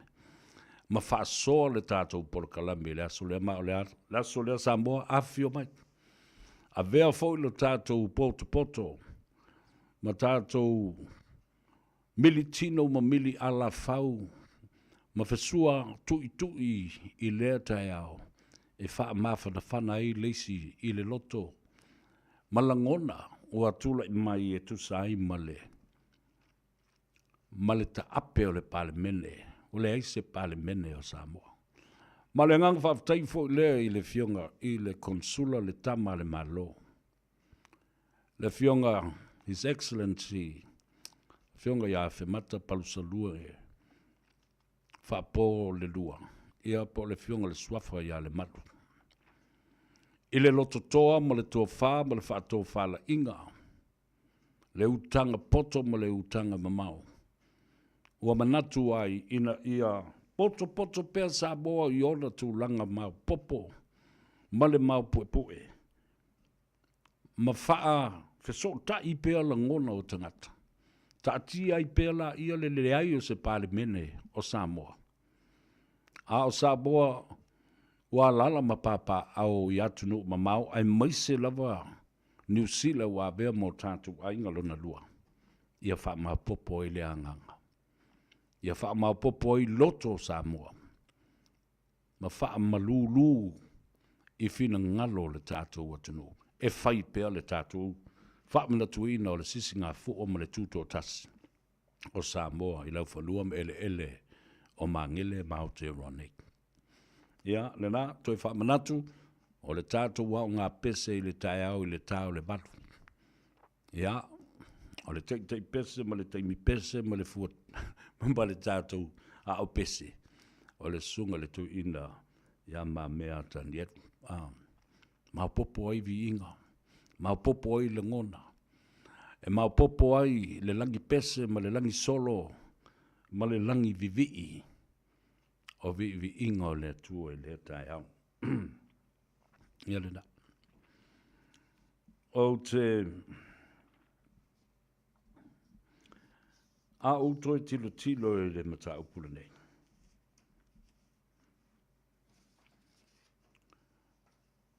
O toa ia o le atu lai mai. I le mele o tupu ma ua whaata ape le palamene. O le tai au la o le aso tolu o iuni, e pa ule na i le aso lua o le vai aso fau, o whai le tātou sisi ngā fua. Whai fau le sisi ngā fua a Samoa la vaia. I luma whale i matangi ala lua i le whale o le malo. A le pingi a kākou i le mauta Samoa i New Zealand. O le aso lua la le nā i Samoa, o le a fio mai ai le fionga i le au mamalu. I te tono o le palemene masalo o le te muli ale na e toe o ia sui uma ia i tono o le mautafono ma le palemene. O le taimi e sauno ai le fionga i le mamalu ma tu sawatu le malelenga i te tono o le mauta e alo i ailoa. Ia o na whaata ape le palemene. Pei o na masani ai. Ia o na o lola ia le i tua. Wale o toe whai pules tangata. Ai o le vaenga laba lea a fia me o lo o tula i mai. O le a vea le nā ma minsta o le kapeneta, ma o i la tau fo i o le a whaia i a tonu. E wha foi ai mō se vai tau le tu mau.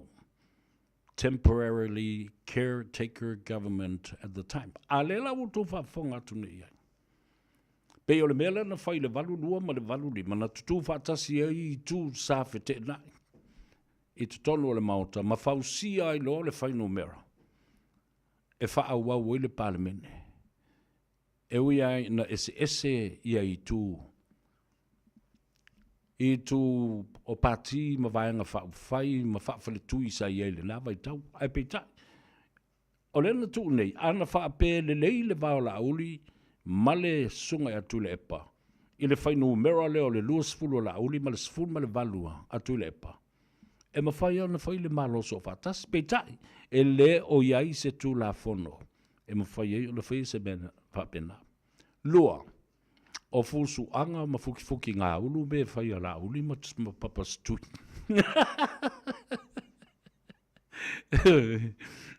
Awa ai le ai se e bana o e ta i se ai wha ai wha sui ta i se tangata. Ta whiwhi, ia awa pau a e tau ona whaile mea lea, awa nei whaia se mālo so wha tasi wha pia mau. Awa e sili atu, ona ma tau tia nisi mea mata ngā maleanga i leanga i numa. Nei lo le mele u wha ta ape, nei le palemene, ma le pasia le tala le tupe, le whaita wina mua, pa u le tala le tupe, pa u fo i ma le whainga mālo. Ale sao wha pito ia whio me. Vai lai le imle, matauti o bea tu lai mai. Mua la tusi le whailau tusi o i leo le mālo. Ale avatua se whautuanga mai le fionga le tamaitai pāremia. Lea ua whaatalitali le fionga lea malu le malo. Alo ia lana malenga lea so tolu o iuni. Ia ona ta ape ai lola ia leo le fili ali. Male fale ali ia le palemene. Lale si whawhita auli leo la whawsanga i nei mai tātou. O le taimi. I lalo le whawai o lo ta uai e tolu lava masina e tā pena ai le whainga pānota. Pe a mai o na whaata ape le palemene. A o lalo fo i le whawai o whainga pānota lua afe sfumaleiva. O lo ta uai le whawai. E te tau ona ono masina e tu i nātu i sui tau wā. E le stala ai ma whai o lātou tau tinonga. Register and their declaration. Declaration to know ua tasi moe ua wha mawai lana ngā luenga. Ale malo pe a whai o ngā luenga le malo. Ai tā pena loe o le whainga pānota. Lono ringa la, o le tolu masina, mō le whainga pānota e ta pena ai. A o le whai mai le whawai, e ono masina le tau natu inatu i sui whaatutu e le stala ma whaia lātou tau tinonga, ma le wha maoni. O ese mga luenga le malo, ai tā pena o le sui tau wā. O le mea lai tau le whai, le la o ne le whamsinonga e au mai e le whamsinonga, ma whaatu langa mai ei se taimi. Ona wale o toi ai se pale me ne fono, ma sui ai ni whawai, ma au mai ei ni tu la fono teu pe tau whaofi e pasia, e wawei o na whaatino le mea lea. Iwa masina la, o le tolu mo le tāpenanga, ma le ono e tu inatu e sui tau wā. O lana winga, wana o le whaamsidonga e mawhai o na lātou whaia le whai unga lea. Ai, o le winga o lautala, ina ia tāua o whai ai o le tolu ma le ono, le iwa masina lea. Ona tu mai ei le i lalo, to compress the time affiliated with the general election as well as the registration and the declaration for candidates prepared for the general election.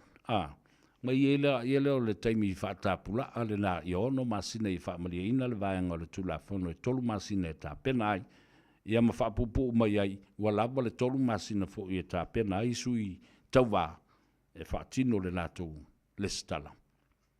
Ia ma le nātou tau tinonga ua whaamawai o lātou tofinga, sa ngā lulu e ai I le malo. Ona tā ua fo I lea, o le taimi lea.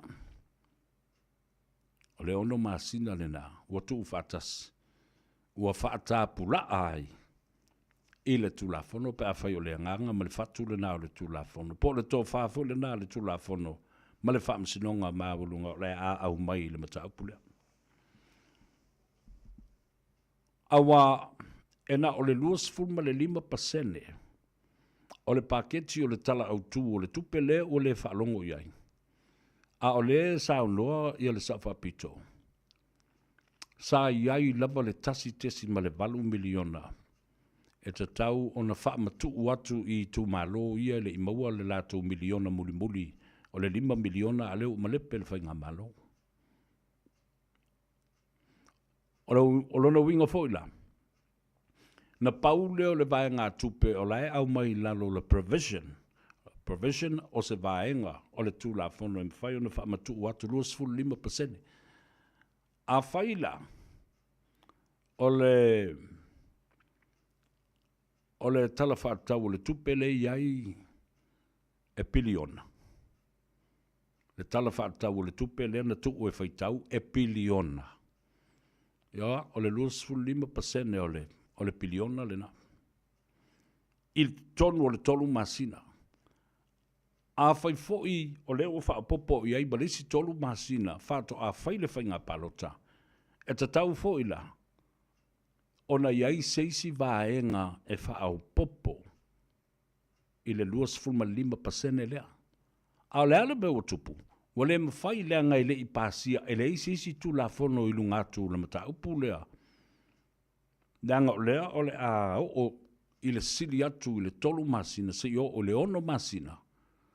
Se tupe te tau o na wha ngai o i ai ngā ruenga whai le malo.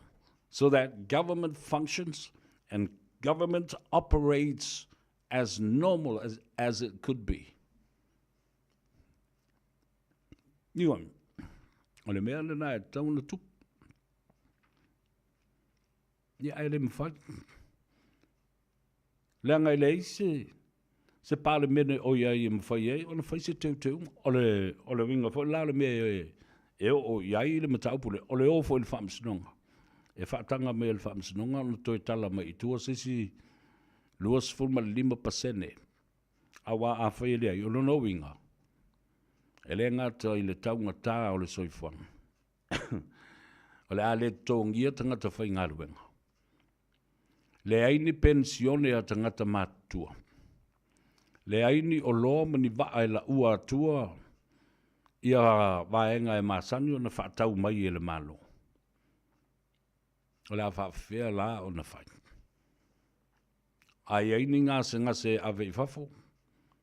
Le aise tupe e whaanganga e whaatino i le mea le nao.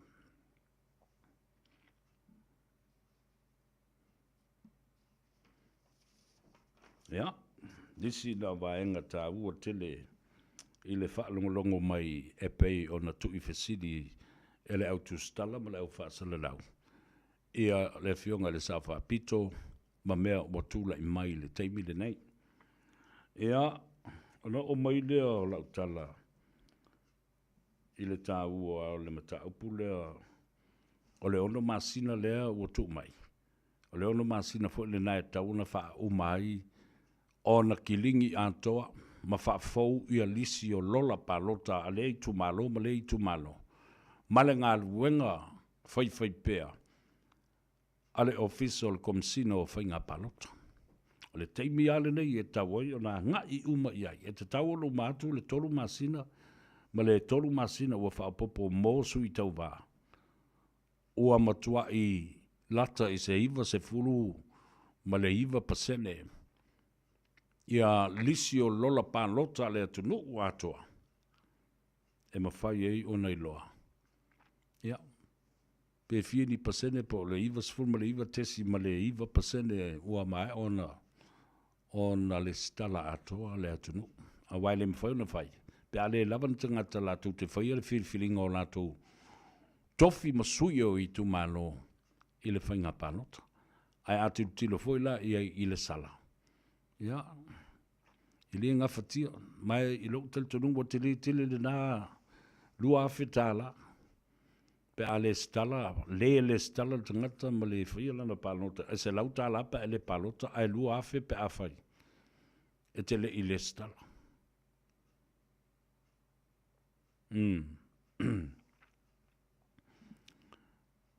Samoa le na o le vaenga lea na au mai nei e le fionga le Sawhapito. O mai leo o le atatu tala noa i le update matala tuli loa ma se li poti lata mai i le whaamsinonga la o lo whaatino i Samoa. O le ua tolu aso.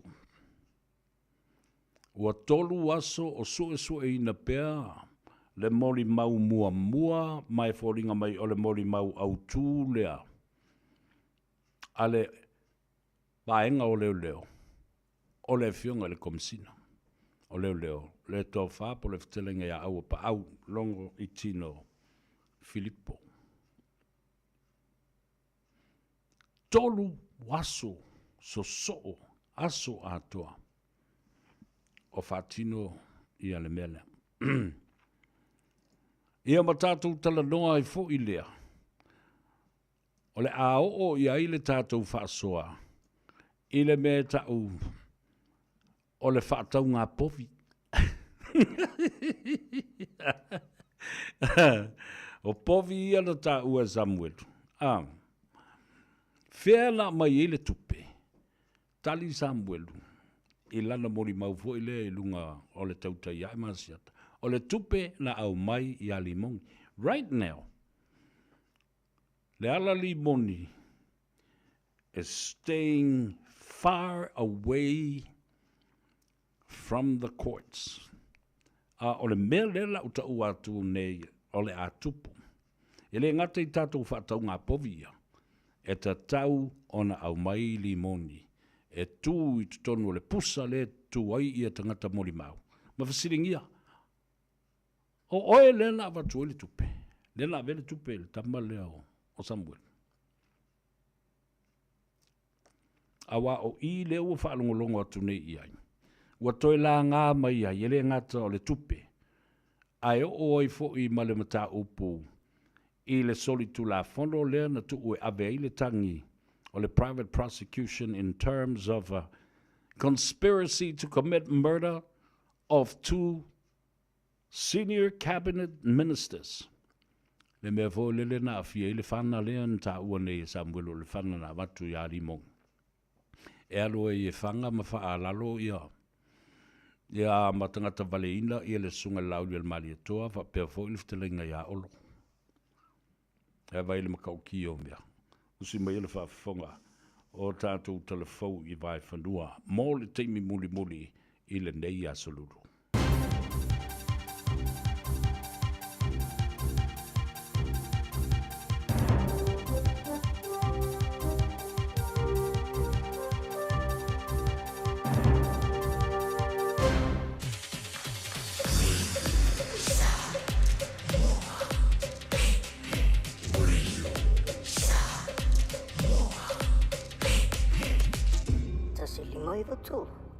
In this update, a rare sign of division within the Reserve Bank. The central bank's cut the OCR 25 basis points to 3.25% and is now forecasting it will reach a low of 2.9 in December. But the 6 members of the Monetary Policy Committee didn't all see eye to eye. Some felt keeping the rate unchanged could be beneficial. Governor Christian Hawkesby says one member wouldn't support a cut. The case for cutting the OCR, for inflation falling and there being spare capacity. Case for holding was more around inflation expectations and how persistent they were going to be. Canterbury schools are getting $161 million, including $108 million just for Selwyn. And the remaining $53 million is for 51 new classes in wider Canterbury, including a new school. A new emergency department for Wellington Hospital, hoping to get patients seen sooner. It includes a larger ED and refurbishing the old Children's Hospital. Finance Minister Nicola Willis says this needs to be seen as a full project, not just the ED. If we just expand the emergency room but we don't have more space elsewhere, that just moves the problem along. Meanwhile, there are fears it'll take a staff fatality for priority to be given to safety around Christchurch Hospital. Police say 2 people on an electric scooter assaulted a female staff while walking to work on Monday night. And Hope's poor financial results don't spell the final act for cinemas. Revenue drop for all the Hoyts, Reading and Devent Cinemas chains in 2024. Auckland's Capital Cinema co-owner Roger Wiley says the combination of COVID and the Hollywood writers' strike brought tough times. We're probably down 40% on pre-COVID with people coming through the door. That's news. In sport, the Crusaders have opted to rest captain David Havili for Friday's final round-robin fixture against the Brumbies in Canberra. Levi Omua and Dallas McLeod will start in the midfield, with Braden Ennor dropping back to the bench. Both sides are assured a top three finish, meaning they'll host a playoff match next week. And Ethan Blackadder returns from injury at blindside flanker in what looms as his 50th Crusaders match. Tyrese Halliburton has delivered 32 points, 15 assists and 12 rebounds without a turnover to give the Indiana Pacers a 3-1 lead over the New York Knicks in the Eastern Conference NBA Finals. That is sport. I'm Raylene Ramsey.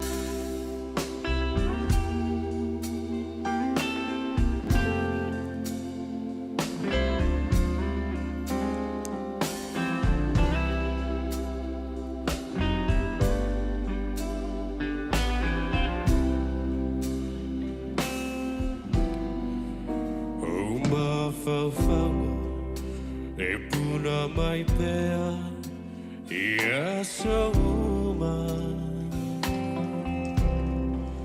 le fia vai le fia fatasi ia se.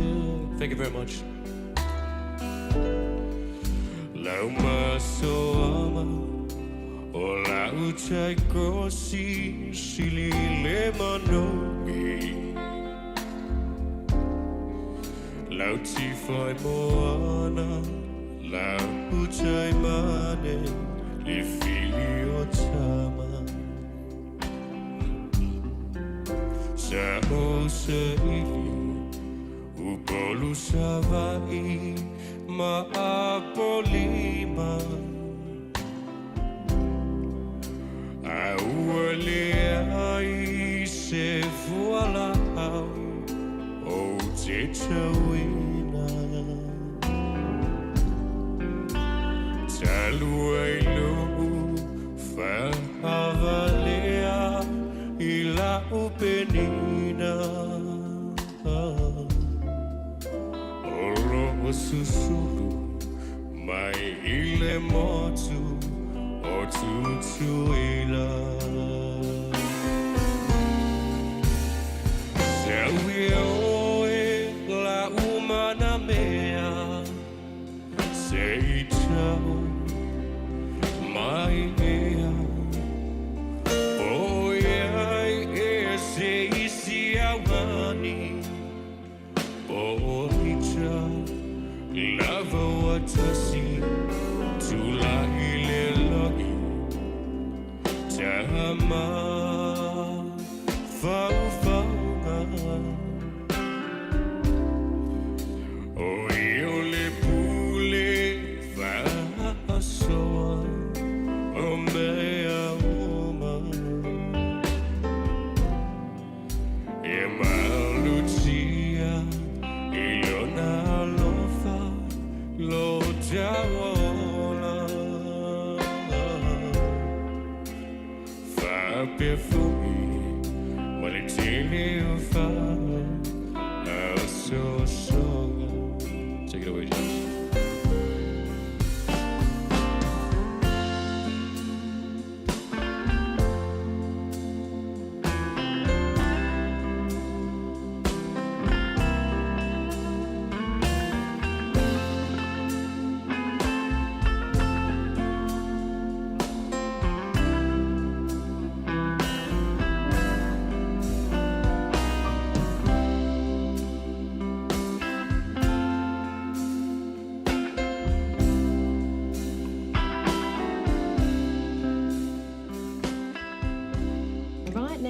Pleasure of someone new to the Tamworth Country Music Festival. You may have heard of him, Mr. Cowboy, or Sam. You may know him, and he's joining us right here in the studio. Good morning. How are you? Talofa everyone, and I'm very good and exciting. Excellent. To be here. Well, we're excited to have you here.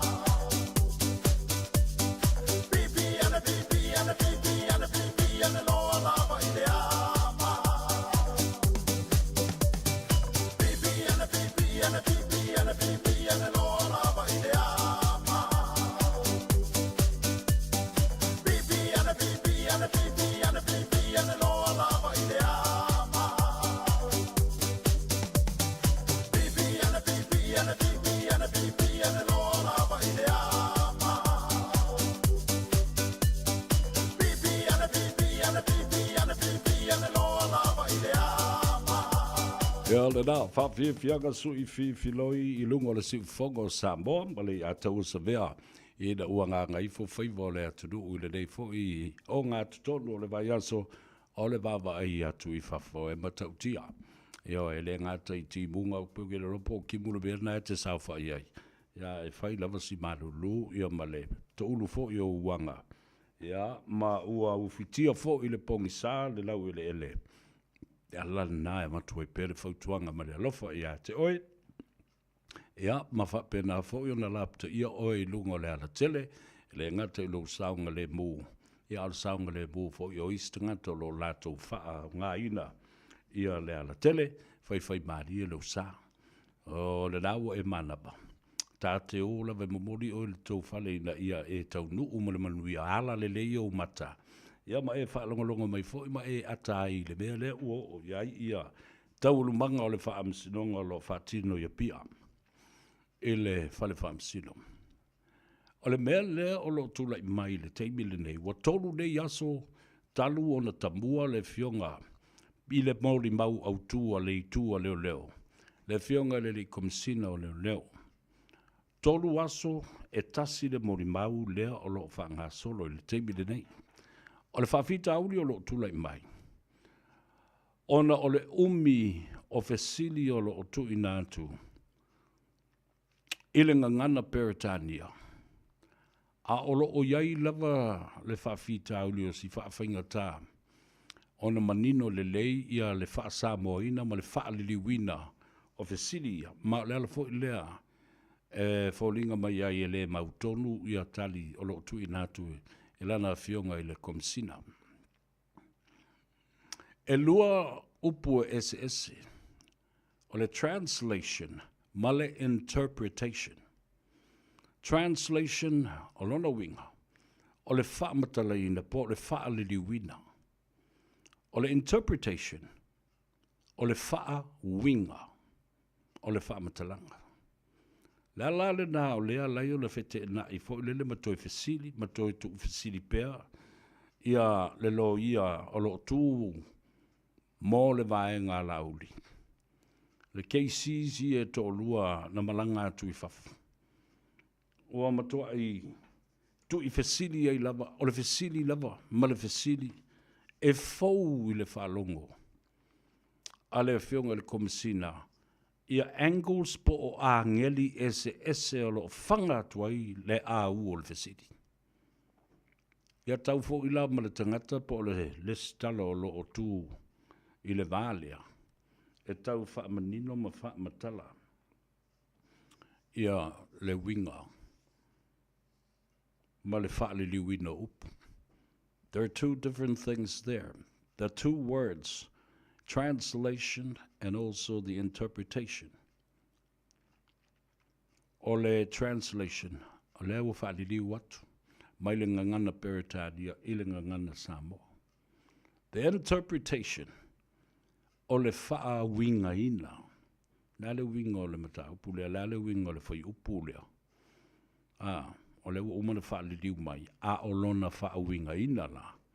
Lea, lai ona fete nai. Ma le mautonu ia le tali le fionga le komisina le steimi. Paule mea lea.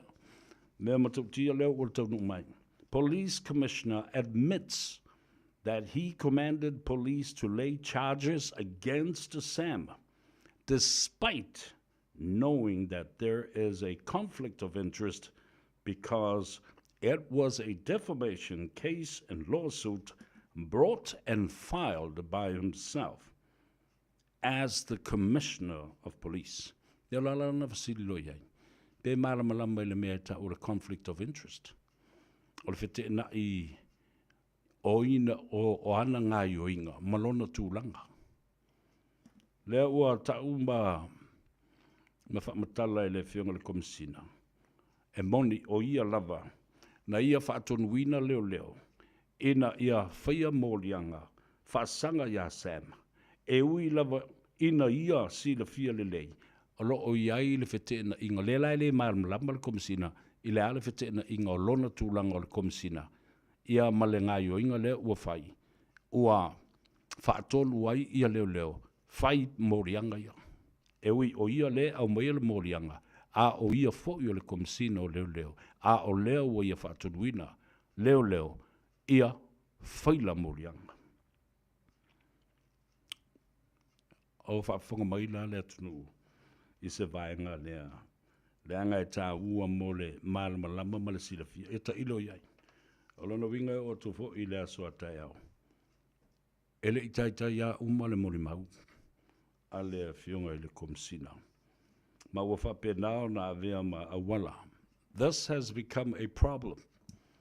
The problem of translation and also the interpretation of the questions now being used during the cross-examination by the cases standing in the defense legal team of Lauli Malana Vaenga o lo Molia and Taupule.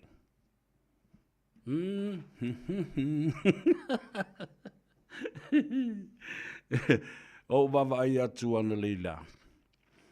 I le tele o whamatalanga o lo whaia I lunga o social media, whapea fo'i.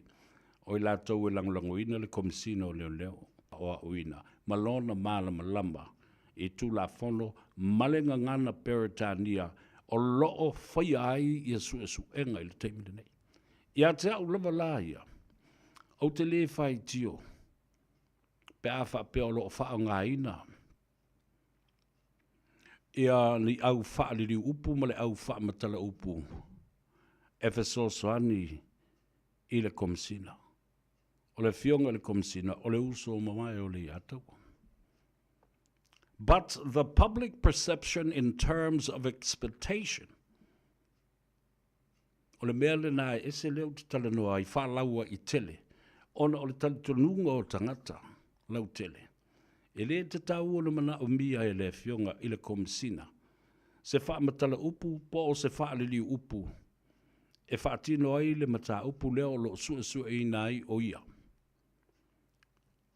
Ai o te lango ina le iai, a wa o le ia te tau le nā.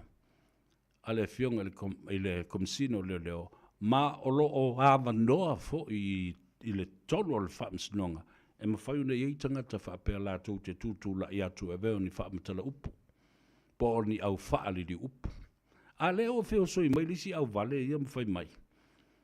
Ua amu le ataua maisi au whaasala lau I le fionga le komisina le ai. Se tele o le mea le nae tā ina iai I tau mawhau. Mea la nae tau o le matua vai lava. Ma le malama. I le talanoa lea au te talanoa atuai. It goes to show that you don't even understand the context and the content that I am speaking about. Get that right? Yo. Eloai I. Ya. Ne mafi fio fo o le nā vai I tangata I o lo lātou whia tala whapene. A olo ina tātou tala noa ma whaasoa I le tūlanga. A lo ia ai meise o le wha malama maina o le atunu I mea nei. Tonu a whaamsinonga. E tā ua tele le malama o le atunu. A wa o le la o wailoi nei. O le avea o se whawhita uli o le mawhai. O na matua manino le leile tali le fionga I le komisina. Ono vesiri o lo tu ia tuai o ia. E KCs ia o le vaenga la uli. Ua avea ma whaafita uli ua umi ai le taimi, ma toso ai le taimi. Ia, ma whapena. Ona toso ai lapa. Ioi, ai le ai se tasi. O whaia se mea whapena o amu I le awhionga le komisina. Mai au te talo fo ina ia whaamanino ma whaamalama I le anganga pa ia. Wana paule na o le whasoso ni sili e sau e tū yo au tafa. E whaapupula ma whaamanino ma whaamatala loto I lau fatu ma lau malama ma lau mafu fau. Ina ia matala ai ia le lau Faiva e wha leo mai ai. Tūlanga tonu lava ma le sao o lea e te malama lama iai. Lea lau tau nuu nei le mataupu. I le isi fo I mori mau e suafa ia alatanu. Ia malesi fo I tamali I e suafa ia tupuola. Ma ua fete na I nei I meo le whaatau ngā povi. O whaatu foi. E le ai maseisi e toe lafi le mataupu le nei. A o whea na mai ele tupe whaatau ei povi e Samuelu. Tali Samuelu na mai I ale mongi. O le ala le si le nangai o inga leo le awhai nei e lo ia. A la auli ma Samuelu ma I lato uma leo keisisi ena watu nei. E te tau ona sapina mai ia le ala. Ia po le sunga li mongi. Sau e tu tono le pusa. Sau e tu tono le pusa. Se I fesiri atu ma e tali mai. I pele ai na e avea se tupe a Samuelu. Le whaatau mai ai ana povi. Te le kea po ai le tangata na whaatau mai ai. E Samuelu ia povi. A o le mea na a mai e le tupe. Ia. Le la o le mea na a mai e le tupe. Awa i eisi fisile mulmuli mai ai. Ia po fea.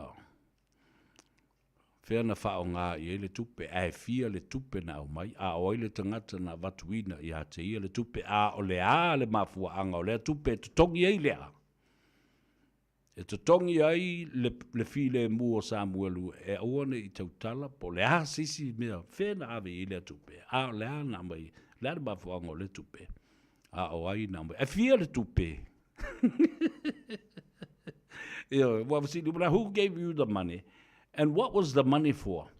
And how much money that was given to you by who? So there goes to show that the defense lawyer for Lauli and them, the legal team, should subpoena Limongi to become another witness, to take the stand, to be asked these questions. Were you the person that gave the money to Samuelu? Weren't you? Didn't you? Le la lewo tātou o ne. Ke le kea, po o ainga whakau mai ei povi. Po se povi poa, po se povi finge, po se povi whawhawhinge, po se povi whawhaking. Pe fia fongi povi.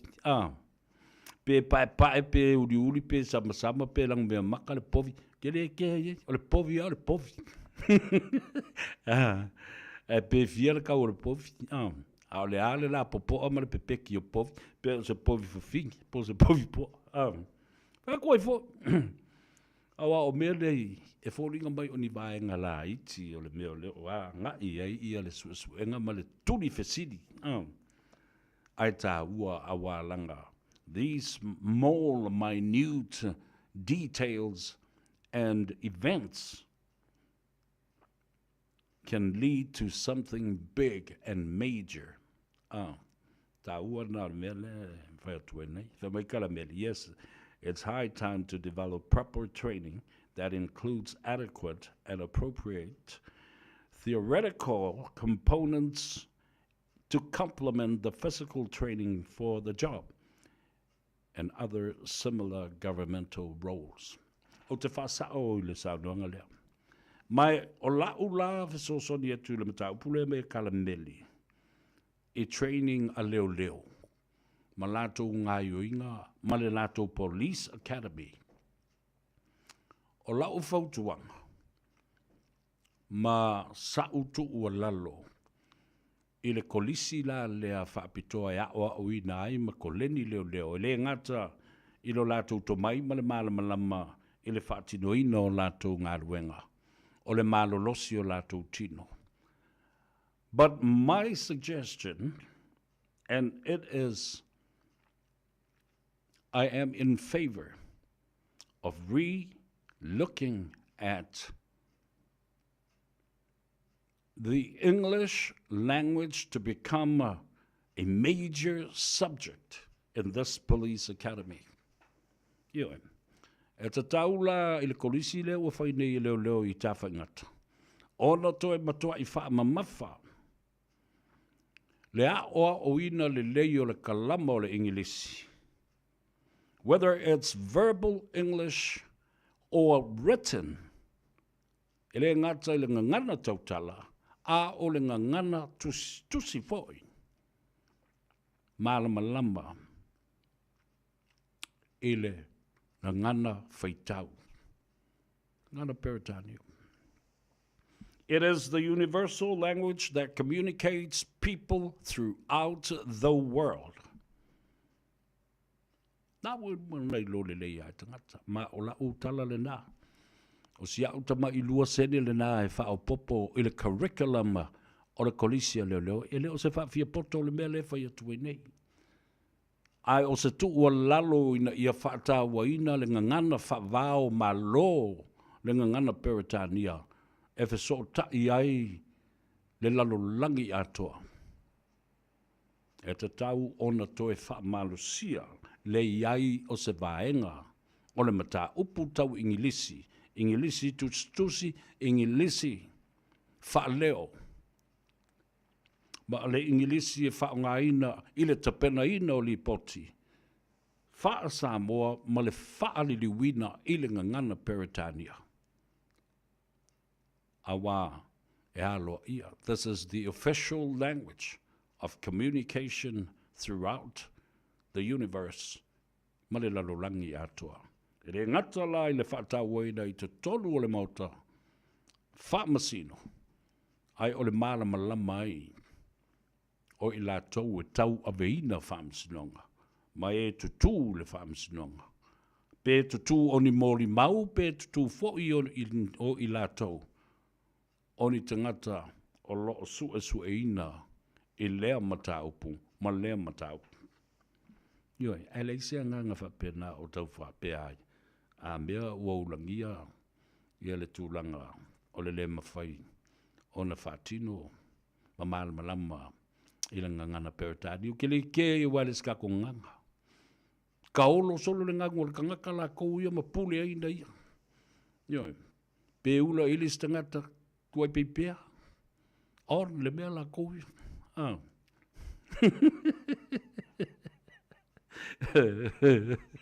Aola tala le na. E tā ua tele le toi tanga i ma le silsila o i la tau o loo fatu fatua ia le titi mo i la tau o loo anga i atu le kolisi po le academy, the police academy. Ia, awa osu enga uma e whaia i le ngangana Peritania. O vesota inga e whaia i le ngangana Peritania. O li poti tustusia e whai le ngangana Peritania. O mata upu e whaila i le whaamsinonga o le ngangana Peritania. To e whai mai lau tala i mata upu lea. Manua o iei, le o tau atu iei. Ia o tustusinga ia. Political chaos and political turmoil that started and erupted from inside Parliament, especially within the whaatuatua i le atua Samoa ua Tasi's party. I le la tau lava whaafalitui. The internal frictions and internal fractions may have had, or perhaps the main core, o le tūlanga leo le whete nai o le ngona ma le whaiwhai kengi tonu. O le pāti whaupwhai. Ua apo lesi, whaasavali lesi, ua whawha lesi, ai toso whaatata lesi le ala. O whete na inga ia, le tu la i mai ai whawhita uli. O le whaikengi, ua whai au, ua iai ia le tūlanga, ua le whetaui le awala o loo e whaia i leisi tangata. Nai le mea o loo e whaia i leisi tangata. O whamatalanga,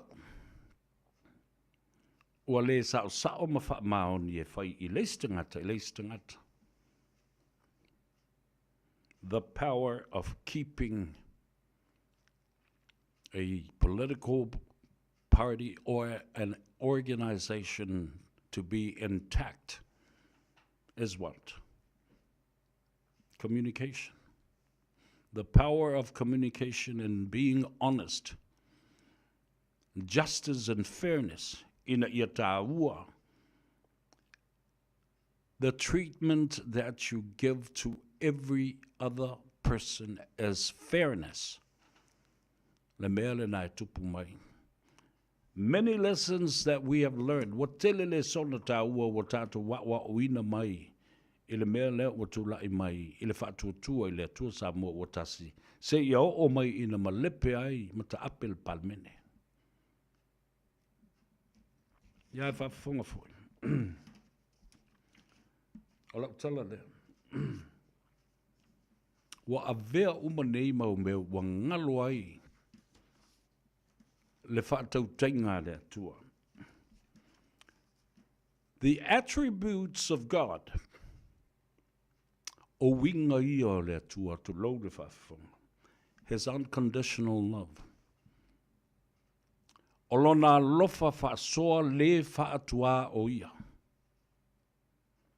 E tauna I loa e tangata, ma taitai mai la tauria lea o tūlai mai le mea le nei. So, o le tātou te ao o ina mai le telo ni le sona le nei.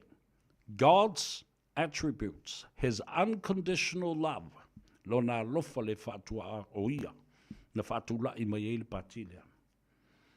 His justice for righteousness. O lana whautanga I le tūla whono ma lana whaamsinonga amiutono. His wrath o lona tosa. O vaenga uma ia o le tino le tua ma le winga o le tua. These attributes of God, they are inseparable. Ele mawhai ona mawai vai matava vai ese. They come together in a package. A full package. Ele mawhai ona tava vai esea mea ia. O winga wha le tua, maanga wha le tua. O lona alofa tu noa ma le le wha tua o ia. Nai a lai ona maua le wha maanga longa ma wha pena fui wha manianga. O lana whaamsinonga o le sailinga o le amiutono. Ma lona toa sa. E le mawhai ona tu ese. E o mai uma le taimi e tasi. E o mai lo le taimi o le tua. A le ua tā le longo. E whetalai lo le atua. E wha o ngā ai mea uma ia. O ni mea whai ngā luanga i le tula whono ma le whaamsinonga. O lo wha ngā solo nei. E le ai seisi e toi mawawao. O a mea uma le tangata na fuafua ma fau. O lava singa. O mea uma whapena na ma fau ma tau ma whai e whai. Wana o se foi e whai e le tau. A o le atua. Le ngalo I mea ia. Le ngalo I le mea lea. Iwa, mea ta ua le nā. O te mana o e tāua lunga atuai. La u whasoa ma le talanoa ina ua ngā Gagaifo Faiva o Samoa. Perhaps we might have really forgotten God's love, his unconditional love, his forgiveness, his blessings, his guidance. Nela wa amata no tau sila iei meo tupu mai. Ia mai o te whawhitai foi. Le ala le nā e lai o na o tā pena, ma tā pena pea, ia tātou ma tā upu. Ina ia tuu I nā tu e tusa ma meo lo tutupu I lea taimi. Ma su e iai ma le mā ele ngā. A wholasia I lu mā mea, ma wha manino, ma wha malama lea tunu, o na mā malama leo lea tunu. A o na tutupu mai, ai ua tā pena lea tunu. Wa lewa nei loe lea tunu, ule mea lea la tupu. Ia ona nofo fi mālia leo lea tunu. They have already been warned of these things that will happen. They have been prepared to accept these things that are now actually happening and for real. Ioi, ua tātou tau mamau ma le atua. Ua tātou uu le pule. Ua tātou maua whaamanuianga le atua. Ua tātou whaia tu la whono e ola ai le nau tele o istangata. Ma manui ai pe mālaia fōi. E mafua mai lea. I le pule lea ua uu. Le ua uu lima. Ai ngalo ai ia i tātou. Ne wha malunga le atua na tu atua i le pule le nā. E tau wala mai i fina ngalo o tangata. Na o tau tutu ai o lātou ua ma tau au mau mai ai i titono le mau tawhano ma le palemene o Samoa. E lea o ni ua niu. O niu o ua o tangata. Lofa mai le atua vai lua tusa su tātou manuia. Ia anga le leile atua i malolonga le nea fiafi pa whai o whatalo loa i pēle atanu ma iai pē lungo le ala tele. Ia tau nuu ma le saunga le mu i maonta malawa. Ia manuia tali ngā sua, o si ngā taulanga ma whai ngā malolonga, ia a afu ma tō whāma le tua. Ma ala whai whanunga le lei le asua tai au. Whamangalo fo i se leo le au ona. Ona o le onga onga. Ai tā ua tele o ma tā upu tātou te whasoa i ai. Ina ia tā pena ai le tō whāle atunu. O te lia mea pāo o na tula i mai i le taimi e luka ai le taima le ngā tai whale. Manuia Faiva o le ngā tai whale o Faiva le vātetea o Faiva o le tua sivi ma le tua vau. Ia te utou le au whai ngā luenga te tofi le tua, mana pēr le utou talo ma le ngā luenga pa ia le ainga sa le vi. Ta mamti rā mātutua o le atunu, awana i ngalo i ate oe, ia le tātou tuto tasi ma le tātou sisi ngā fua wha mauane i lau kālena, le asonga fua o le vai aso lea, e pa u i ai le aso lua o le masina o iuni. Pa u le aso mua e le aso sa, e le whaia i ai ni tātou alua oe ke loku kou e kālesia ma lau kāpua inga, o loi le aso lua, o i le asonga fua, nai pa u i ai le aso lua. Ona nga i mai lea. Afio mai Samoa i ona tūlanga mau puepue ma le mau popo. E lei se tua oi, oni pati whaupwhai ma di vaenga whaupwhai. O tātou o Samoa o le ainga e tasi. Ia, o le tala lea, manuia le whanau, ngā ruenga, e mai se fo i a o onga o lo o whawhenga iai. O te tu o tō se tasi o pese a rea tau sa veo. Ia, e malolo ma mapu e mai aka ia ma e whape au. Ale a alu le tama o le ainga i le tai o le ua tuta mai le waa o le sa o le whale manona. Le tama sanina e wha au pia se ia au lia le aso atai au le teibia tasi. Ia, i le no whanga e tasi. Right here, ladies and gentlemen. And those were our people today. They are toa savea lofa tele mo oe. Manuia le whainga mulanga I lunga le ala tele soifua e a manuia. O le sunga a sau, siu whanua. O le a vea mautou a pasi e whaatali ai ia le vaamoe. O whaatuwha mai ngā lu o le wasa. Pe ana whai o sasati, tale toi fiala, I lota musu e ala, ai una o ita, waloa o na tama futa, male faa te singa. Tali tonu mai o whainga tauna whaamuta. Ai wali mai a, o mai le unga, la upele o na paulawa, ele ai se malia maia o mai le kunga na pele o na polava ele ai se winga ua te tau ona o alu ua tu talo wa tanga